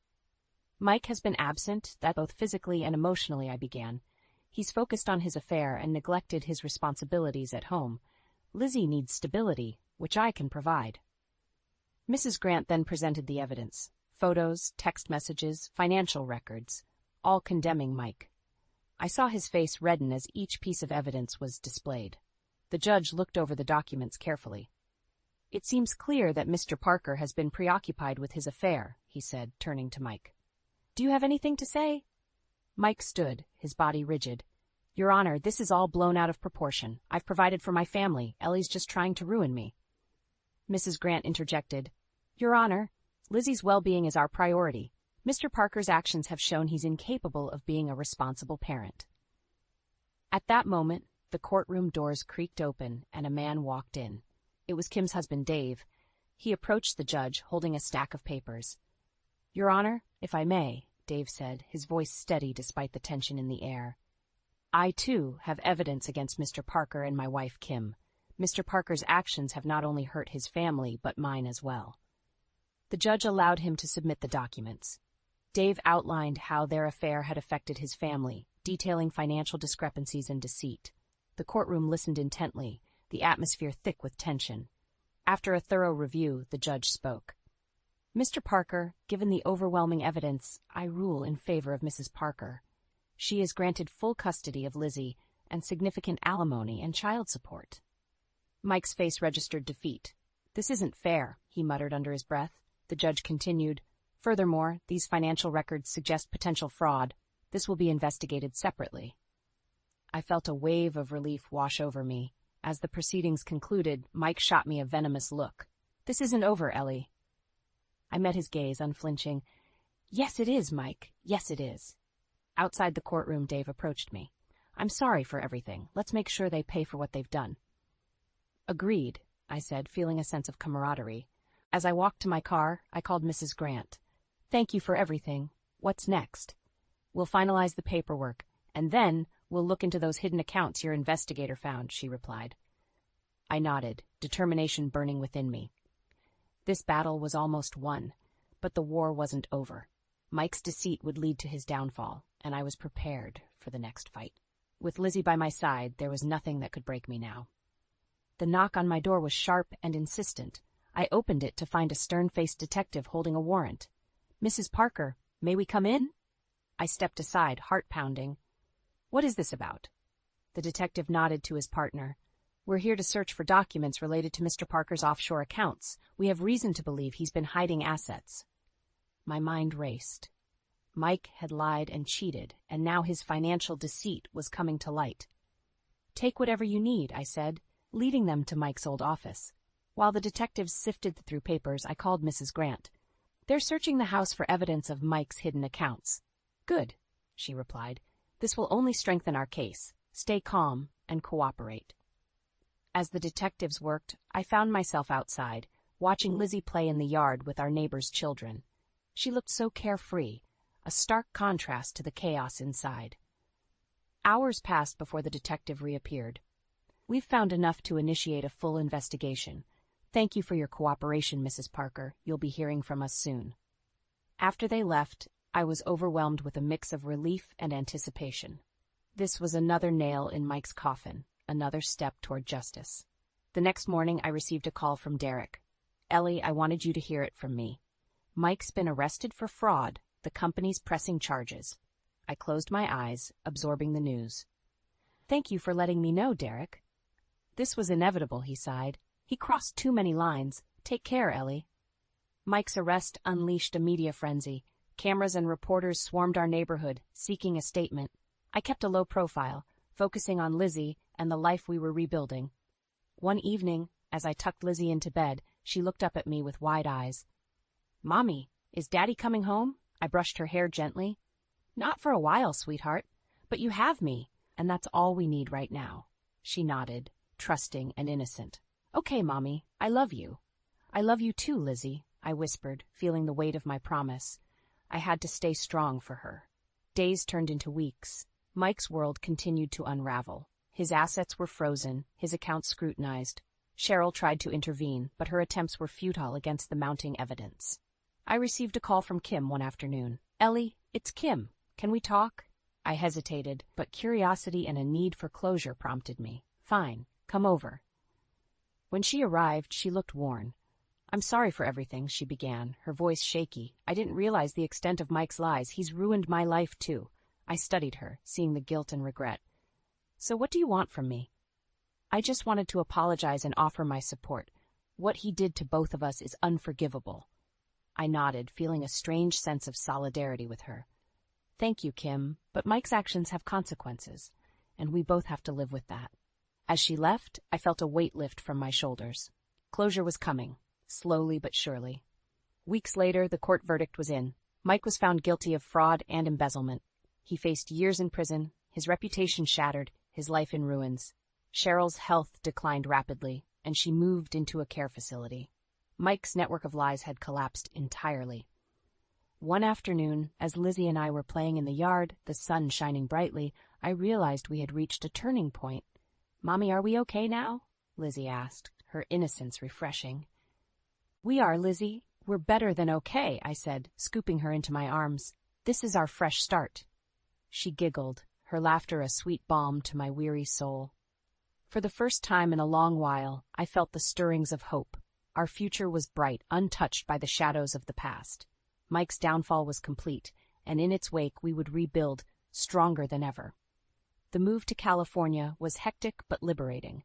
Lizzie and I left the shadows of our old life behind, embracing a fresh start. Our new home, a cozy bungalow bathed in sunshine, felt like hope personified. On the first day at her new school, Lizzie was nervous. "Do you think they'll like me, Mom?" I knelt to her level, brushing a lock of hair behind her ear. "They'll love you, Lizzie. Just be yourself." We walked into the school together, the hallways bustling with students. Mrs. Thompson, Lizzie's teacher, greeted us warmly. "We're so happy to have Lizzie join us." I watched Lizzie blend into her new classroom, her face lighting up with curiosity and excitement. I left, feeling lighter, hopeful for the first time in a long while. At my new job, the environment was invigorating. I dove into projects, the creativity and challenge renewing my spirit. My coworkers were friendly, and Jack, the head of our team, was especially kind. One afternoon, Jack invited me to lunch. We walked to a nearby cafe, the air filled with the scent of fresh coffee and pastries. "So how are you settling in?" Jack asked, his eyes warm and inviting. "Better than I expected. It's been a rocky year, but I feel like we're finally finding our footing," I replied. Jack nodded, his expression understanding. "New beginnings can be tough, but you seem strong. Lizzie's lucky to have you." "Thanks, Jack. It means a lot," I said, feeling a connection growing. Days turned into weeks. Lizzie thrived at school, making friends and excelling in her classes. Her laughter filled our home, a sweet reminder of our resilience. I found myself looking forward to work, where Jack's presence became a comforting constant. One Friday evening, Jack invited us over for a barbecue. "Bring Lizzie. It'll be fun," he said with a smile. At Jack's house, Lizzie played in the yard with his dog, her laughter echoing through the air. Jack and I stood by the grill, the smell of sizzling burgers making me feel at home. "You've created such a warm place here," I remarked, watching Lizzie chase the dog. "It's important to have a sanctuary," Jack replied, his tone sincere. "Everyone needs a safe place to heal." We sat on the patio, the evening turning cool. Jack turned to me, his expression thoughtful. "Ellie, I've seen the strength it's taken to get where you are. You're incredible." I felt a blush creeping up my cheeks. "It's been a journey, but I couldn't let Mike's actions define us." "He doesn't deserve a second thought," Jack said firmly. "You and Lizzie deserve all the happiness in the world." As the night wrapped around us, I realized how much I had healed. Jack's kindness, Lizzie's laughter, our new life, it was more than I had hoped for. A few weeks later, as Lizzie and I walked along the beach, hand in hand, she looked up at me. "Mommy, do you think Daddy is sorry for what he did?" I paused, looking at the horizon. "Maybe. But what matters now is that we're happy. We're free to be ourselves." She nodded, her eyes bright. "I love our new life." "Me too, Lizzie," I said, squeezing her hand. "Me too." The sun set, casting a golden glow over the waves. I felt a deep sense of peace. Our past was behind us, replaced by a future filled with promise. Mike's deceit and cruelty no longer dictated our lives. We were free, resilient, and ready to embrace whatever came next. The journey had been long and painful, but it led us to this moment of pure, unadulterated happiness. And for that, I was profoundly grateful. "I do," I said, my voice trembling with a mix of joy and trepidation. The words echoed through the small chapel, sealing my fate in ways I couldn't have imagined. Joe beamed at me, his dark eyes twinkling with love and promise. As we turned to face our small gathering of family and friends, I caught sight of my new mother-in-law, Brenda. Her smile didn't quite reach her eyes. "Ladies and gentlemen, I present to you Mr. and Mrs. Joseph Hartley," the officiant announced. The room erupted in applause, but I barely heard it. My mind was racing, replaying the whirlwind romance that had led to this moment. Just 6 months ago, I was drowning in grief after losing my mother. Now, here I was, starting a new chapter of my life. As we made our way down the aisle, Joe squeezed my hand. "You okay, Lily?" he whispered. I nodded, forcing a smile. "Just overwhelmed," I replied. The reception was a blur of congratulations and champagne toasts. I found myself constantly searching the crowd for Brenda, feeling an inexplicable need to keep her in my sights. "Lily, darling." Brenda's saccharine voice cut through the chatter. She glided towards us, arms outstretched. "Welcome to the family, dear." Her embrace was stiff, her perfume cloying. As she pulled away, she gripped my shoulders, her manicured nails digging in slightly. "We're going to be so close, you and I, like mother and daughter." I swallowed hard, unsure how to respond. Joe, oblivious to the tension, wrapped an arm around his mother. "Isn't this great, Mom? I couldn't be happier." Brenda's eyes never left mine. "Oh yes, it's just wonderful." The rest of the evening passed in a haze. As we prepared to leave for our honeymoon, Brenda cornered me near the coat check. "Lily, dear," she began, her voice low, "I hate to bring this up on your special day, but I've been so worried lately." I frowned, concern creeping in. "What's wrong, Brenda?" She sighed dramatically. "It's just, the house feels so empty since Joe moved out. I'm not as young as I used to be, you know." The thought of living alone? My heart sank as I realized where this was going. Before I could respond, Joe appeared at my side. "Ready to go, Mrs. Hartley?" he asked, grinning. I nodded, grateful for the interruption. As we walked away, I glanced back to see Brenda watching us, a calculating look in her eyes. 2 weeks later, we returned from our honeymoon to find Brenda waiting on our doorstep, suitcases in tow. "Surprise!" she exclaimed, rushing to embrace Joe. "I've decided to take you up on your offer to stay for a while." Joe looked bewildered. "Offer? Mom, what are you talking about?" Brenda's lower lip trembled. "Oh, Joey, don't you remember? We discussed it at the wedding. You said I should come stay with you and Lily if I was feeling lonely." I watched in horror as Joe's face softened. "Of course. Mom, I'm sorry, I must have forgotten. Right, Lily? We did discuss this, didn't we?" Trapped, I nodded weakly. "Yes, of course. Welcome, Brenda." As we helped her move her belongings inside, I caught Brenda smirking at me when Joe wasn't looking. A chill ran down my spine as I realized the battle I was about to face. That night, as Joe slept peacefully beside me, I stared at the ceiling, my mind racing. How had my fresh start turned into this? I was a doctor, for heaven's sake. I saved lives every day. Surely, I could handle one meddling mother-in-law. Little did I know, this was just the beginning of a nightmare that would test every ounce of my strength and patience. The shrill beeping of my alarm jolted me awake. I groaned, reaching for my phone to silence it. 4:30 a.m. Another early shift at the ER. As I slipped out of bed, careful not to wake Joe, I caught a whiff of something burning. Panic surged through me as I rushed downstairs, only to find Brenda in the kitchen, surrounded by smoke. "Oh, good morning, dear," she chirped, waving a dishcloth at the smoking toaster. "I thought I'd make you breakfast before your shift." I forced a smile, my heart still racing. "That's thoughtful, Brenda, but I really need to get ready." Her face fell. "But I went to all this trouble. The least you could do is sit down and eat." Guilt gnawed at me as I glanced at the clock. "I'm sorry, I just don't have time." Brenda's eyes narrowed. "I see. Well, don't let me keep you from your important work." The drive to the hospital was tense, my mind replaying Brenda's words. By the time I arrived, I was already exhausted. "Rough night, Dr. Hartley?" my colleague Sarah asked as I entered the ER. I sighed. "You have no idea." The shift was brutal. A multi-car pileup had us working nonstop for hours. As I was finishing up with a patient, my phone buzzed. A text from Joe. "Mom says you left without eating.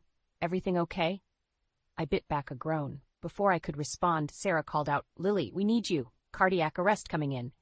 By the time I got home, I was dead on my feet. The house was spotless, and the aroma of a home-cooked meal filled the air. "Welcome home, honey," Joe greeted me with a kiss. "Mom made dinner. Isn't she amazing?" Brenda appeared, all smiles. "I hope you're hungry, Lily. I've been cooking all day." I plastered on a smile. "It smells wonderful. Thank you, Brenda." As we sat down to eat, Brenda dominated the conversation, regaling Joe with tales of her day. I pushed my food around, too tired to eat. "Lily, dear," Brenda's voice cut through my haze. "Don't you like the food? I made it especially for you." "It's delicious," I lied. "I'm just tired." Joe frowned. "Maybe you're working too hard, honey. Mom was saying earlier that she's worried about you." I looked up, startled. "She was?" Brenda nodded, her eyes wide with feigned concern. "Of course, dear, I told Joey how you rushed out this morning without eating. It's not healthy." "I had an early shift," I started to explain, but Brenda cut me off. And you're always so tired when you get home. It's not fair to Joey, is it? He needs a wife, not a zombie. Joe shifted uncomfortably. Mom, I'm sure Lily's doing her best. Of course she is. Brenda patted his hand. I just worry, that's all. Maybe if she cut back her hours. I stood up abruptly, my chair scraping against the floor.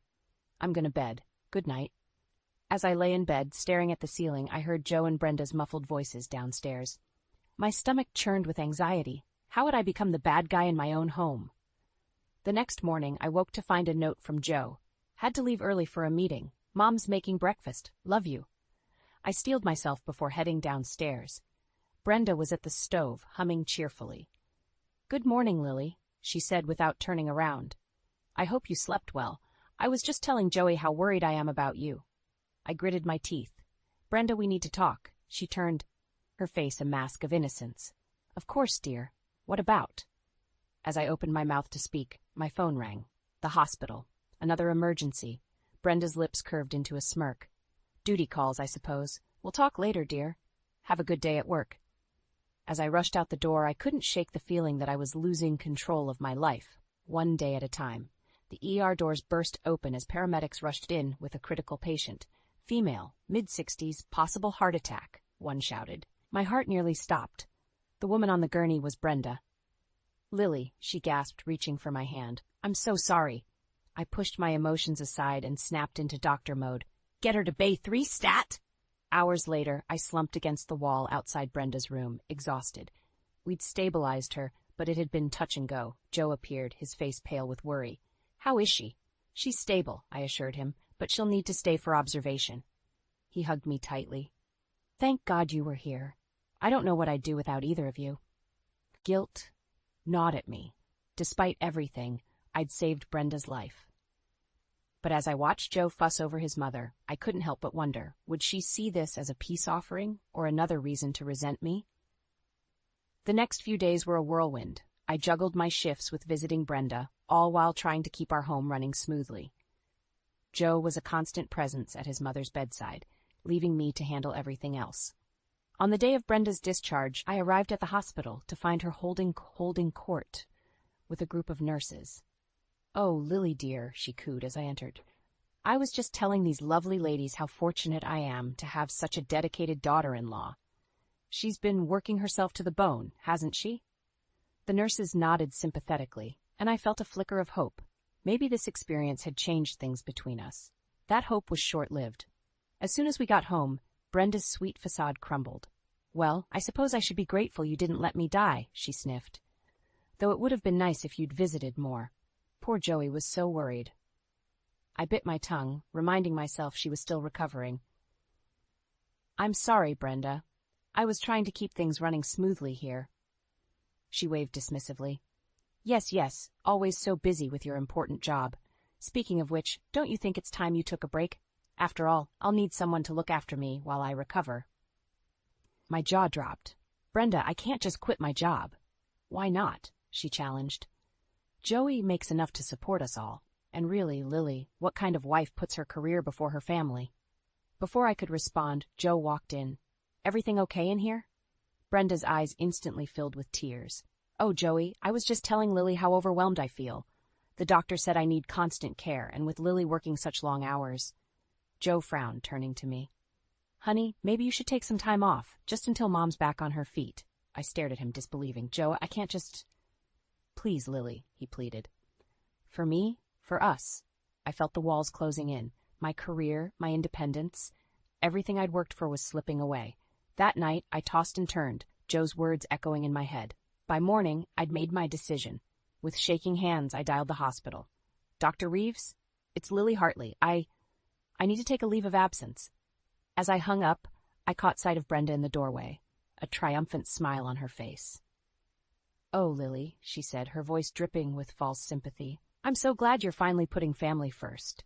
Now be a dear and fetch my breakfast, won't you? I'm feeling a bit weak this morning. As I trudged downstairs, the reality of my situation hit me like a ton of bricks. I'd saved Brenda's life, only to become a prisoner in my own home. How had it come to this? And more importantly, how was I going to survive it? The days blurred together in a haze of endless chores and Brenda's constant demands. I'd gone from saving lives to folding laundry and preparing meals that were never quite good enough for my mother-in-law's discerning palate. "Lily, dear," Brenda's shrill voice pierced through my thoughts. "Be a lamb and fetch my reading glasses. I seem to have misplaced them again." I bit back a sigh, forcing a smile. "Of course, Brenda. I'll look for them right away."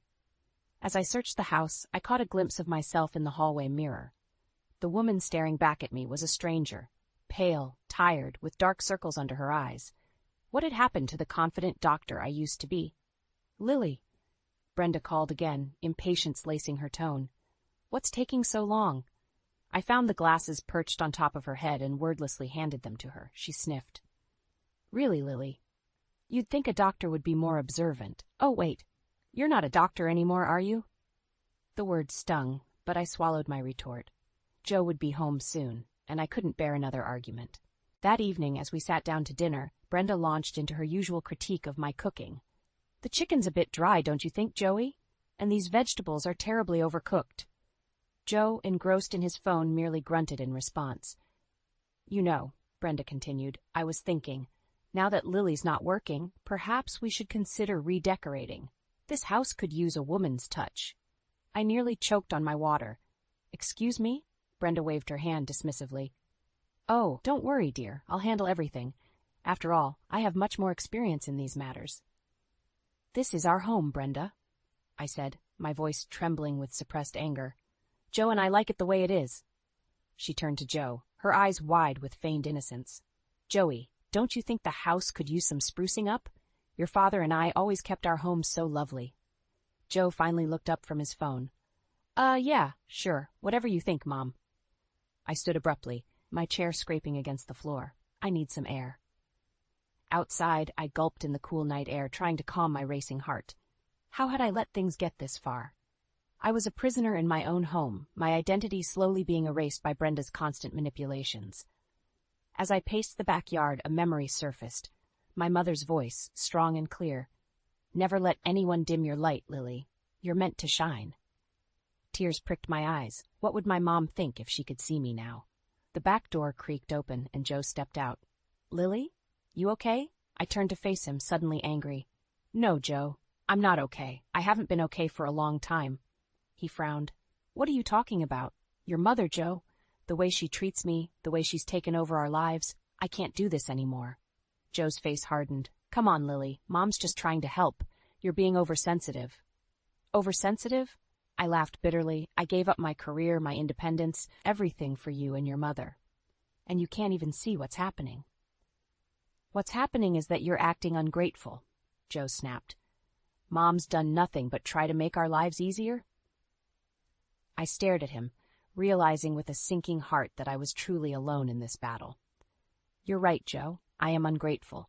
Ungrateful that I married a man who can't see his wife drowning right in front of him."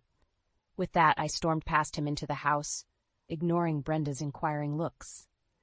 In our bedroom, I pulled out a suitcase and began throwing clothes into it. As I zipped it shut, I caught sight of my medical ID badge lying forgotten on the dresser. I picked it up, running my thumb over my name and title. Dr. Lily Hartley, Emergency Medicine. In that moment, I made a decision. I couldn't change Brenda, and I couldn't make Joe see the truth. But I could change myself.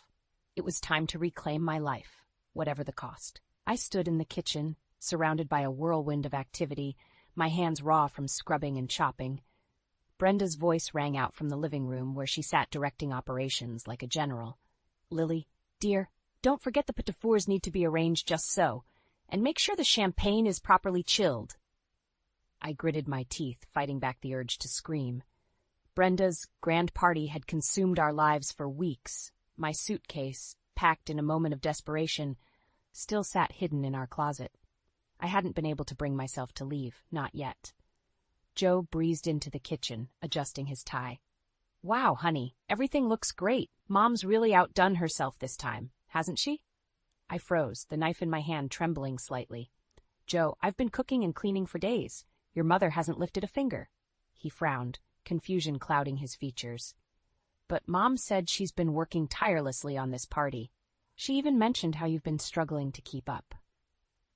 Before I could respond, Brenda swept into the room, resplendent in a glittering gown. "Joey, darling, don't you look handsome? Lily, why aren't you dressed yet? The guests will be arriving any minute."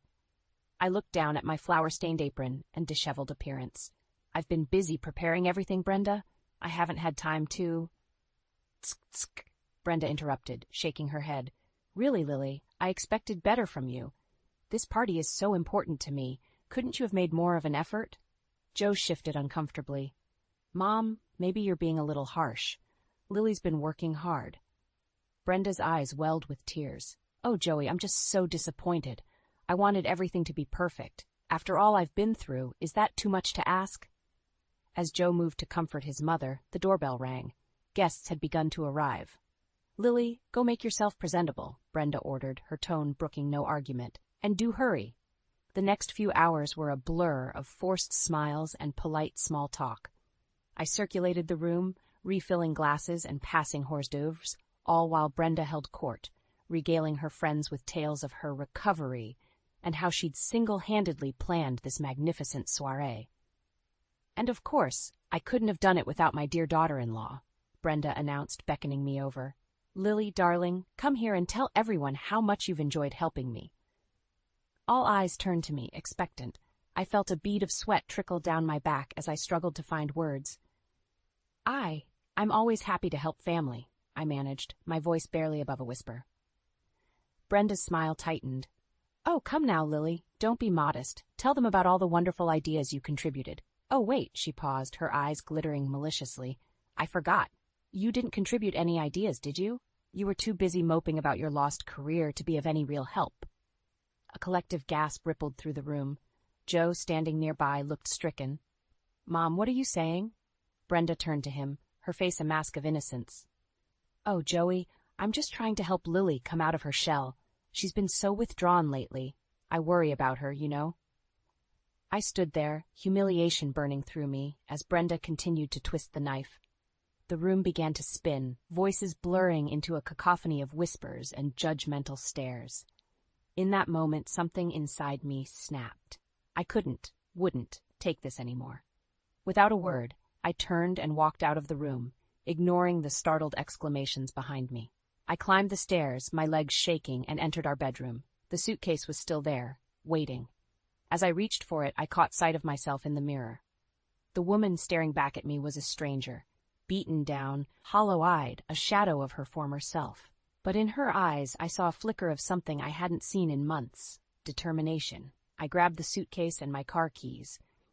It was time to reclaim my life, my identity. As I descended the stairs, I could hear Brenda's voice, still holding court in the living room. Joe appeared at the bottom of the stairs, his eyes widening as he took in my appearance. "Lily, what are you doing?" I met his gaze steadily.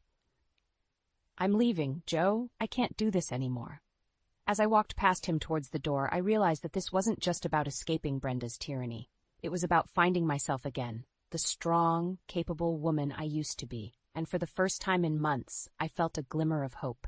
I stood at the front door, my hand on the knob, ready to walk out on everything I'd known for the past year. Joe's voice, tinged with panic, cut through my resolve. "Lily, please, don't do this. We can talk about it."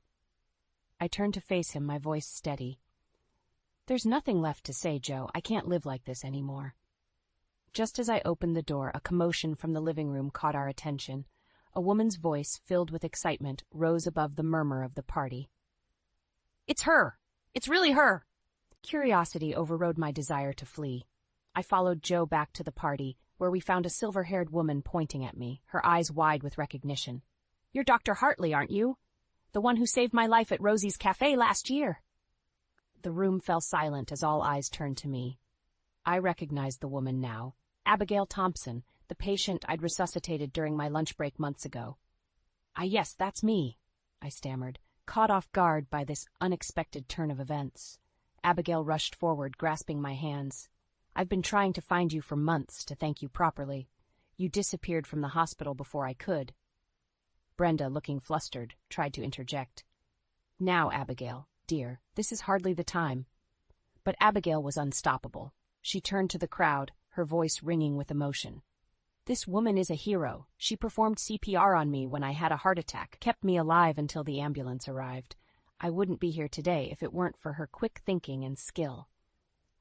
The room erupted in applause and exclamations of admiration. I stood there, overwhelmed by the sudden shift in attention. Joe looked at me with a mixture of pride and confusion. Abigail continued, "But wait, I don't understand. Brenda told us you were just a housewife. Why aren't you practicing medicine anymore?" The room fell silent once again. I could feel Brenda's glare burning into me, daring me to speak the truth. In that moment, something inside me broke free.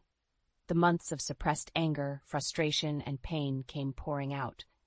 "I gave up my career because of Brenda," I said, my voice gaining strength with each word. "She manipulated her way into our home, made me feel worthless, and slowly stripped away everything that made me who I am."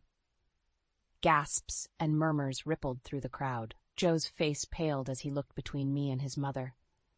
Brenda, her face contorted with rage, stepped forward. "How dare you? After everything I've done for you, this is how you repay me, by humiliating me in front of my friends." Abigail, sensing the tension, placed a protective hand on my arm. "Brenda, what's going on here? What have you done to this poor girl?" As Brenda sputtered and tried to defend herself, more guests began to speak up. They shared stories of how Brenda had spoken ill of me behind my back, painting me as lazy and incompetent. Joe, looking shell-shocked, finally found his voice. "Mom, is this true? Have you been lying to us all this time?" Brenda's facade crumbled. Her eyes darted around the room, searching for an ally and finding none. In a last-ditch effort, she turned to me, her voice dripping with venom. "You ungrateful little witch.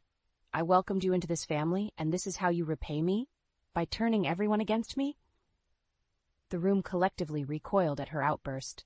Joe stepped between us, his face a mask of disbelief and disappointment. "That's enough, Mom. I think you should leave." As Brenda was escorted out, her protests fading into the night, I stood there, trembling. The truth was finally out, but at what cost? Abigail squeezed my hand reassuringly. "You're not alone, Dr. Hartley. We're all here for you." I looked around the room, seeing sympathy and support in the faces of Brenda's former friends. Joe approached me, his eyes filled with remorse.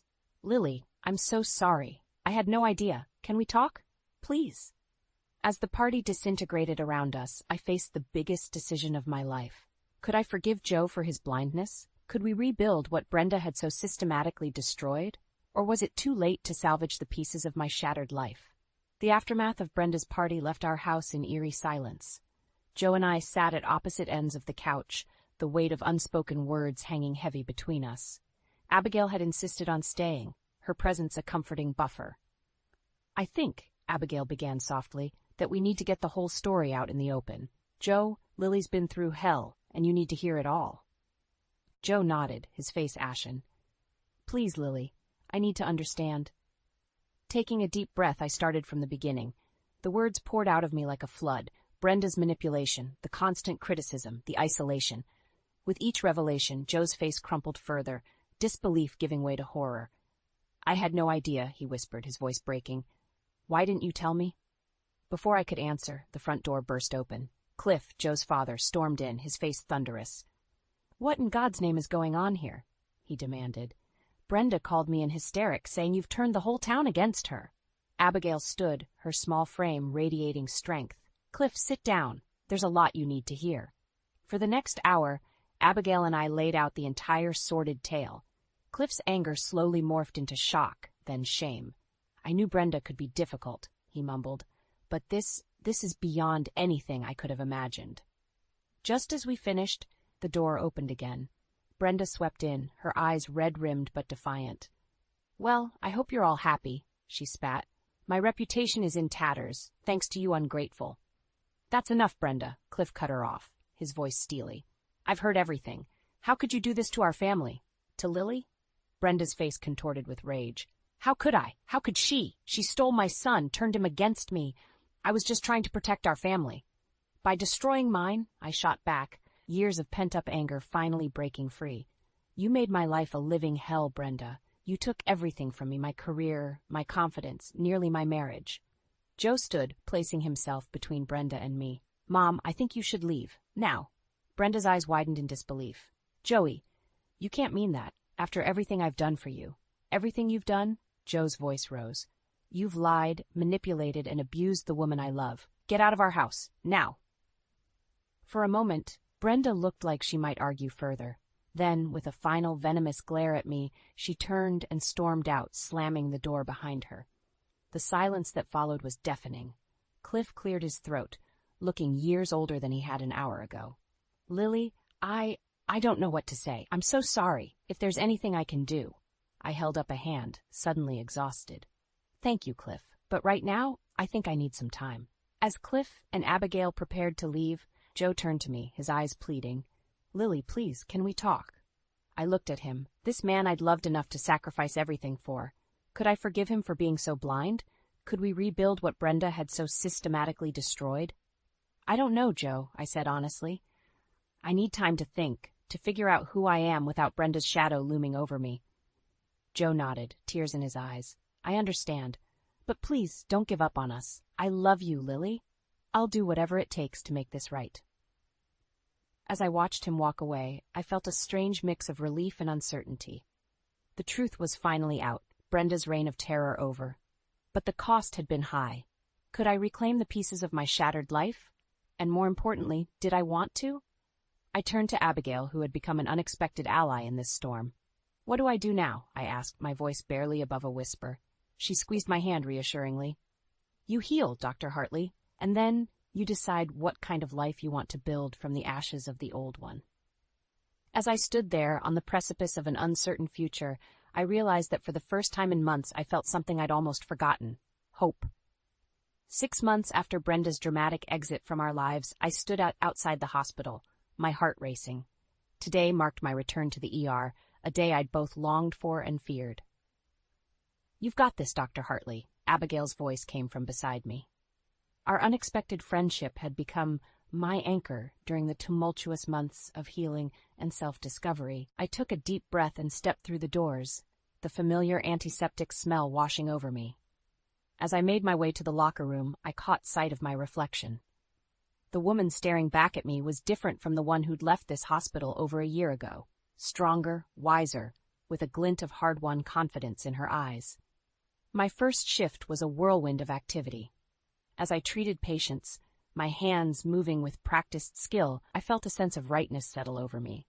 This was where I belonged. During a rare quiet moment, I stepped out for some air. To my surprise, Joe was waiting by the entrance, a bouquet of flowers in his hand. I wanted to be here for your first day back, he said, his voice tinged with hope and uncertainty. Over the past months, we'd been slowly rebuilding our relationship, attending couples therapy, and having long, honest conversations. It hadn't been easy, but we were both committed to making it work. Thank you, I said, accepting the flowers. It means a lot that you're here. Just then my pager went off. I have to go, I said apologetically. Joe nodded, understanding in his eyes. Go save lives, Dr. Hartley. I'll be here when you're done. As I rushed back inside, I felt a surge of gratitude for how far we'd come. The rest of the shift passed in a blur of emergencies and quick decisions. As I was preparing to leave, a commotion at the entrance caught my attention. My blood ran cold as I recognized the voice. Brenda.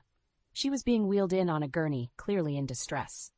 Our eyes met, and for a moment, time seemed to stand still. In that instant, I had a choice to make. I could walk away, let someone else handle her case. After all she'd put me through, no one would blame me. But as I looked at her, vulnerable and afraid, I remembered why I became a doctor in the first place. To help people, regardless of who they were or what they'd done. Taking a deep breath, I stepped forward. I'll take this one, I said to the surprised nurse. As I began examining Brenda, her eyes widened with recognition and, was that shame? Lily, she whispered, I don't deserve your help. I met her gaze steadily. You're my patient, Brenda. That's all that matters right now. Over the next few hours, I worked tirelessly to stabilize Brenda's condition. It turned out to be a severe panic attack, brought on by the stress of her isolation and the weight of her actions. As she recovered, Brenda looked at me with tears in her eyes. I'm so sorry, Lily, for everything. I don't expect forgiveness, but I want you to know that I regret what I did to you. I nodded, feeling a weight I didn't know I was carrying lift from my shoulders. Thank you for saying that, Brenda. It means a lot. As I left her room, I found Joe waiting outside. He pulled me into a tight embrace. "I saw what you did in there," he said, his voice thick with emotion. "You're incredible, Lily. I'm so proud of you." In that moment, surrounded by the bustle of the hospital, held in the arms of the man I loved, I felt a sense of peace wash over me. The journey had been long and painful, but it had led me here, back to myself, stronger and more resilient than ever.